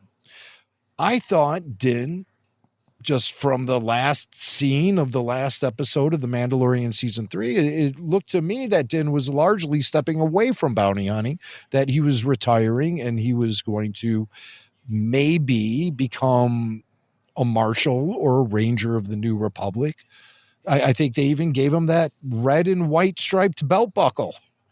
If I'm remembering correctly, maybe I am. I think Carl Weathers didn't Carl Weathers sort of marshal him there at the end of season 3? Yeah. In a way, yeah, I think he did. Yes. Yeah, and I but here's the thing though. He's got the cards, and he says, "I'll hunt down every bad guy in your whole deck of cards." Is he still a bounty hunter if he's working for the government? He could be doing the same thing. He's bringing these people to justice. Yeah. So, like, if you're hunting the Nazis after World War II, you're a Nazi hunter. Are you also a bounty hunter? I guess it depends. Bounty hunter implies, I guess, unsanctioned or under the radar or whatever. Well, I just think, when there's a reward out for a criminal who's at large and a bounty hunter brings him in, he gets the reward. Right. So, maybe that's the difference. Yeah. Is who pays and what is that pay? Because, I mean, the Empire hired bounty hunters. Right. So it would have to work on the other side of the coin just as well. Yeah. So, well, that's it. Din's going to be a bounty hunter again, and I'm looking forward to it. Something I'm also looking forward to is Burger King. Oh, this is when I knew, okay, they're serious now. We've got a big Star Wars movie coming back to the theaters. Once we start getting the fast food premiums, that excites me. Now, the picture you're showing is showing these toys. And yeah, this is the Happy Meal version. There's the Happy Meals ones are going to include those toys because from what I understand that was going to be in Mexico from some of the reporting I've seen, that the Happy Meals will contain these toys. But there is a Happy Meal for the Mandalorian and Grogu that's going to be released here in the States as well. Right. But there's I think also these adult meals, which is now the new thing. Like McDonald's has one right now for that K-pop Demon Hunters movie, which my daughter, every time we go out, we got to stop at McDonald's and get a K-pop Demon Hunters meal. And they're not Happy Meals, Jim. They're marketed towards kidults or whatever term you want to use. And that's what we're seeing here. So this slide is showing the kids meal. A Happy Meal is a McDonald's thing. This is the kids meal. And it looks like these items here are figurines that are maybe like there's meant to be like holograms, just because they've got like a little dome over top of them, like a little blue dome. Maybe they light up, or maybe they'll make some sounds. It's like a snow globe type thing, but without the water in the snow on the inside. It's just a plastic dome over these figurines. But we have, and this is all going to be hitting Burger King's on May the 4th, these Mandalorian inspired burgers and food. You got the BBQ Bounty Whopper, which is a 1/4-pound beef patty served in a helmet-shaped carton, loaded with melty Swiss cheese, crispy pickled chips, bacon, lettuce, tomato, and smothered in Bounty barbecue sauce. Okay, I'll have one of those. Well, I just want to know where that Bounty Hunter sauce is coming from, and it doesn't sound that appetizing to me, but we'll see what the Bounty sauce. Well, you know, when Baby Yoda has too many of those blue cookies and he hurls, maybe that's what the sauce is. Or maybe it's the Grogu Blue Cookie Shake, a swirl of soft serve blended with blue sugar cookie syrup and topped with Grogu's favorite snack, blue cookies. Oh, and by the way, blue milk, we've got blue cookies now. Exactly. It's a thing. And also, you'll be noticing in grocery stores that Nilla wafers from Nabisco they're going to have Grogu Nilla wafers. Oh, that's that perfect. Are blue. Because that's exactly what they look like in the show. We're also going to have Grogu's garlic chicken fries, Imperial cheddar ranch tots, and collectible cups. So that's coming to Burger King starting May 4th. I'm looking forward to that. You know, Burger King has a huge history of tie-ins with Star Wars going all the way back to the original. With these, everyone's seen these. These are so classic. Of course. The glasses. Set up here. Yeah. I've got. I have them all. 12. I grabbed the Vader Tarkin one and the Han and Chewie one just to show off as an example. But this is where it all started for Burger King and Star Wars. Then Here, for Empire, I've got, and they're not quite the same because they're plastic, but I love these. These are the ones that Hasbro did, where they took the Burger King style and they did the prequel films, and they came. Each one came with an action figure, so they did Phantom Menace, Revenge of the Sith, and I love these. And Jim, as much as I love the tie-in at Burger King and all that, why wouldn't they do these vintage style cups instead of these plastic ones that they have? Now these are plastic, but the one I'm looking at in the photo here, it's lame. It's lame. I don't really care for those plastic tumblers. No, But yeah, I that's do right. love- That's it. It's a tumbler, right? Yeah. But I do love all the packaging and stuff. Mhm. I'm that kind of ephemera I'm crazy for. This is the next step for Burger King when it comes to Star Wars collectibles. These are great trading cards that were released at the time of Empire Strikes Back, where you have images from the original film and from Empire. And those were Burger King premiums, eh? These were Burger King premiums. Yep. They were highly sought after. This is my original collection. I collected the whole set when I was a kid. I got lucky one day. I went to the Burger King. It was like my third trip there to try to get these cards. And I just asked the guy, I said, "Hey, can I just get the whole set?" And he gave them to me. He didn't. Wow, he that put is out a whole lucky. stack of them. He said, "Just take whatever you want." And I, was a kid. I kept it cool. I only took one of each. They're doing McDonald's is doing the same thing with this K-pop Demon Hunters. They're putting a unique trading card in each one of these boxes, and they're having all kinds of problems because apparently there's this scam going on where people are going back into the McDonald's and saying, "I didn't get a card with my meal."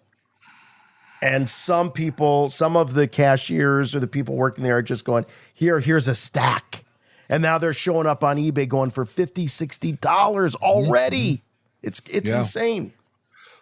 At Denny's, when they were doing the Solo promotion, I went to Denny's, and the guy says, "Oh, you like these trading cards?" And he gave me like 30 packs. I'm not kidding. I have some of them I never even opened. So, I mean, I really love these restaurant tie-ins. And again, Burger King has that history with Star Wars for, now that we're in the, I don't know which era this particular crown comes from. Look at that. But it is original trilogy. It sure is. It's an old Burger King crown. I have a couple of them, but this you know what? Yeah. This is not a... This looks like maybe between episodes. See that logo, that Star Wars logo with the yellow and the orange. That's a non-movie year. And I feel like that showed up after it's definitely after the prequels, because you can see that's a prequel Chewie in that photo that you... Yes. No, you're right. I looked at the date on it just now. It's 2005. Oh, 2005. All right. And it was part of this big promotion at Revenge of the Sith time where Burger King had these Little Tykes collectible toys. I have some of them here. I have General Grievous wind up. Mm-hmm. I have Darth Maul. And there's another one around here somewhere. Oh, here he is. A very discolored clone trooper. And there he is. Look, he's kind of yellowed. He's fading out on you. Yeah. He sure is. But I have a full set of these. They're little wind-up toys. They're a lot of fun. And Burger King had these little collectible not magazines, but they're just like these little brochures that have like trivia about the movies and little games that kids can play. Nice. And on the back, you have your checklist for all the different items that they release. These are so this little was the lead into Revenge of the Sith during the hype of that. Yeah. So it hadn't come out yet.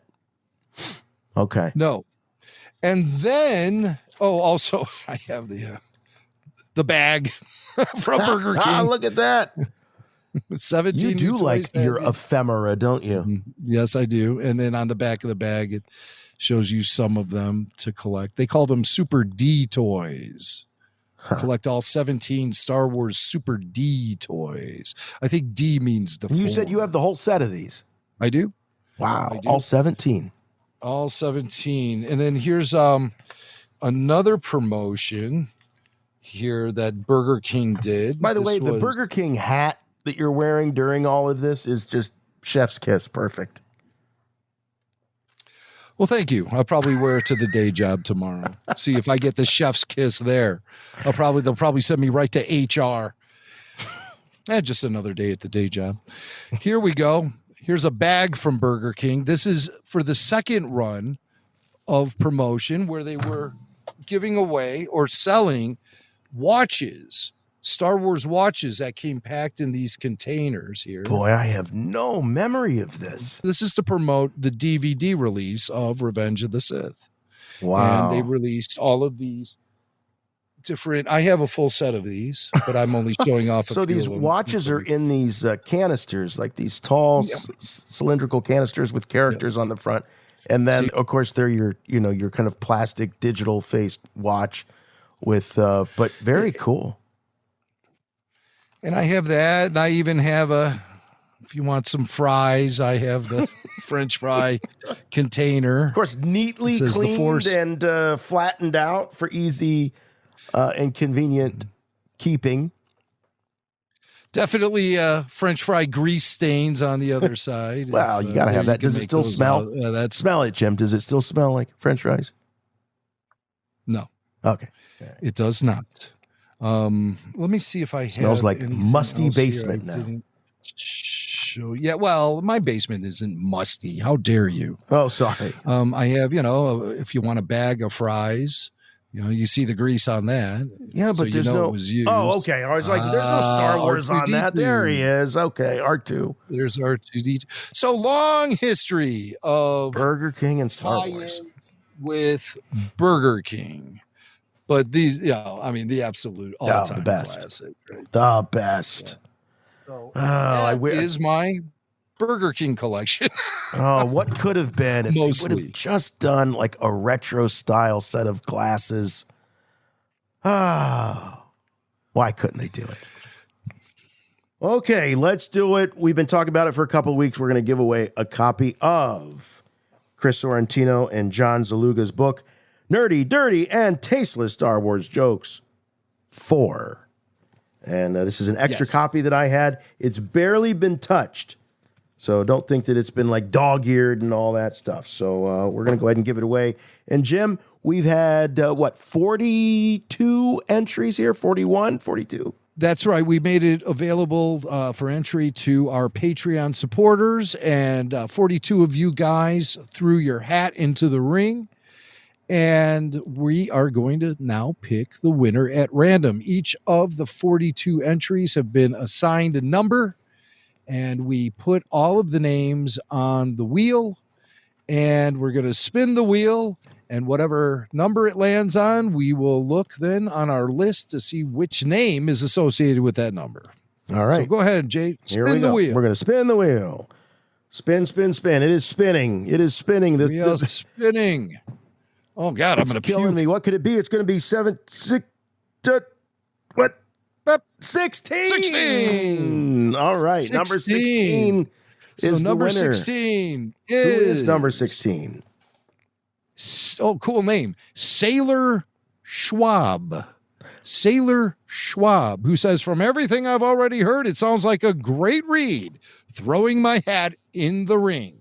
Well, Sailor Schwab, you, sir, or ma'am. I've never heard the name Sailor, Saylor. Sailor Schwab. A great name. I love it. Sailor, you will love Nerdy, Dirty, and Tasteless Star Wars Jokes number 4. Congratulations. I'll reach out to you via our Patreon messaging system, our network, our comm system, and you will be the winner of Nerdy, Dirty, and Tasteless Star Wars Jokes when Jason finally sends you the book in the year 2032. In the year 2000. See, Jason doesn't even debate this with me anymore. He knows it's true. And we're going to leave you now with a joke from Nerdy, Dirty, Tasteless Star Wars Jokes 4. What makes this joke book worse than The Phantom Menace? There's only one Eopie fart joke in The Phantom Menace.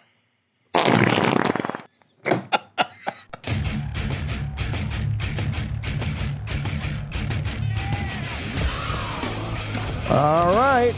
That's going to wrap things up for us here this week. We've got so much more. You're going to have to join us next week, of course, for the rest. And I'm sure by the time next week rolls around, there will be even more Mando Grogu stuff coming your way. Once again, I do hope you're hanging out with us on Tuesday nights, or at least downloading the podcast, the after show for Maul Shadow Lord. We're having a blast doing that each and every week, and we're just having a good time watching the show together as a fan community. We love it. Our RFR fans are the absolute best Star Wars fans in the world, and it's just been a blast. We got 2 more weeks, so 4 more episodes coming up. It's going to wrap up on May 4th. So I'll tell you what, after you watch the last 2 episodes of Maul, you can get in the car and go off to Burger King and get yourself one of these things, maybe a barbecue bounty Whopper or Grogu's garlic chicken fries.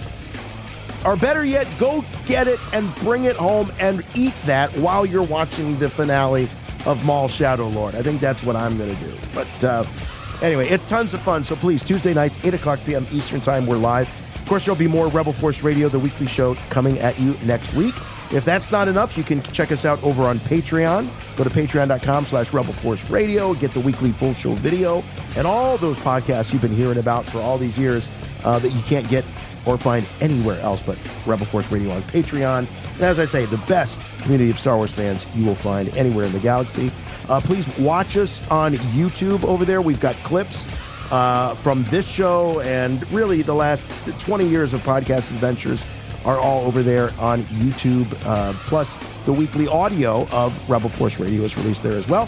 So please subscribe, like, and comment today. Follow us on our socials. We're on Facebook. We're on Instagram. Sometimes on X. We're on Threads. We're on all those places you can find us. But the one place you can always find us is on the official website, rebelforceradio.com. Help us out by keep listening to this show. And with all this excitement, restaurant tie-ins, a new animated series, a new movie coming to theaters, we know that there's going to be people out there looking for a Star Wars podcast to enjoy. And you guys, you know which one to lead them to. You know which one to recommend. So as the excitement builds and Star Wars gets back in the spotlight, we know that you can refer them to Rebel Force Radio, and we appreciate that so much. So please subscribe to the podcast if you're able to, if your podcatcher of choice lets you do so. And if it lets you leave a review, we'd love to have one of those too. Please, one small, simple rule. Make them good.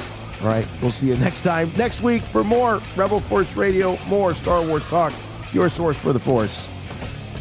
We'll see you next week. For Rebel Force Radio, I'm Jason. I'm Jimmy Mack. And remember, The Force will be with you, always.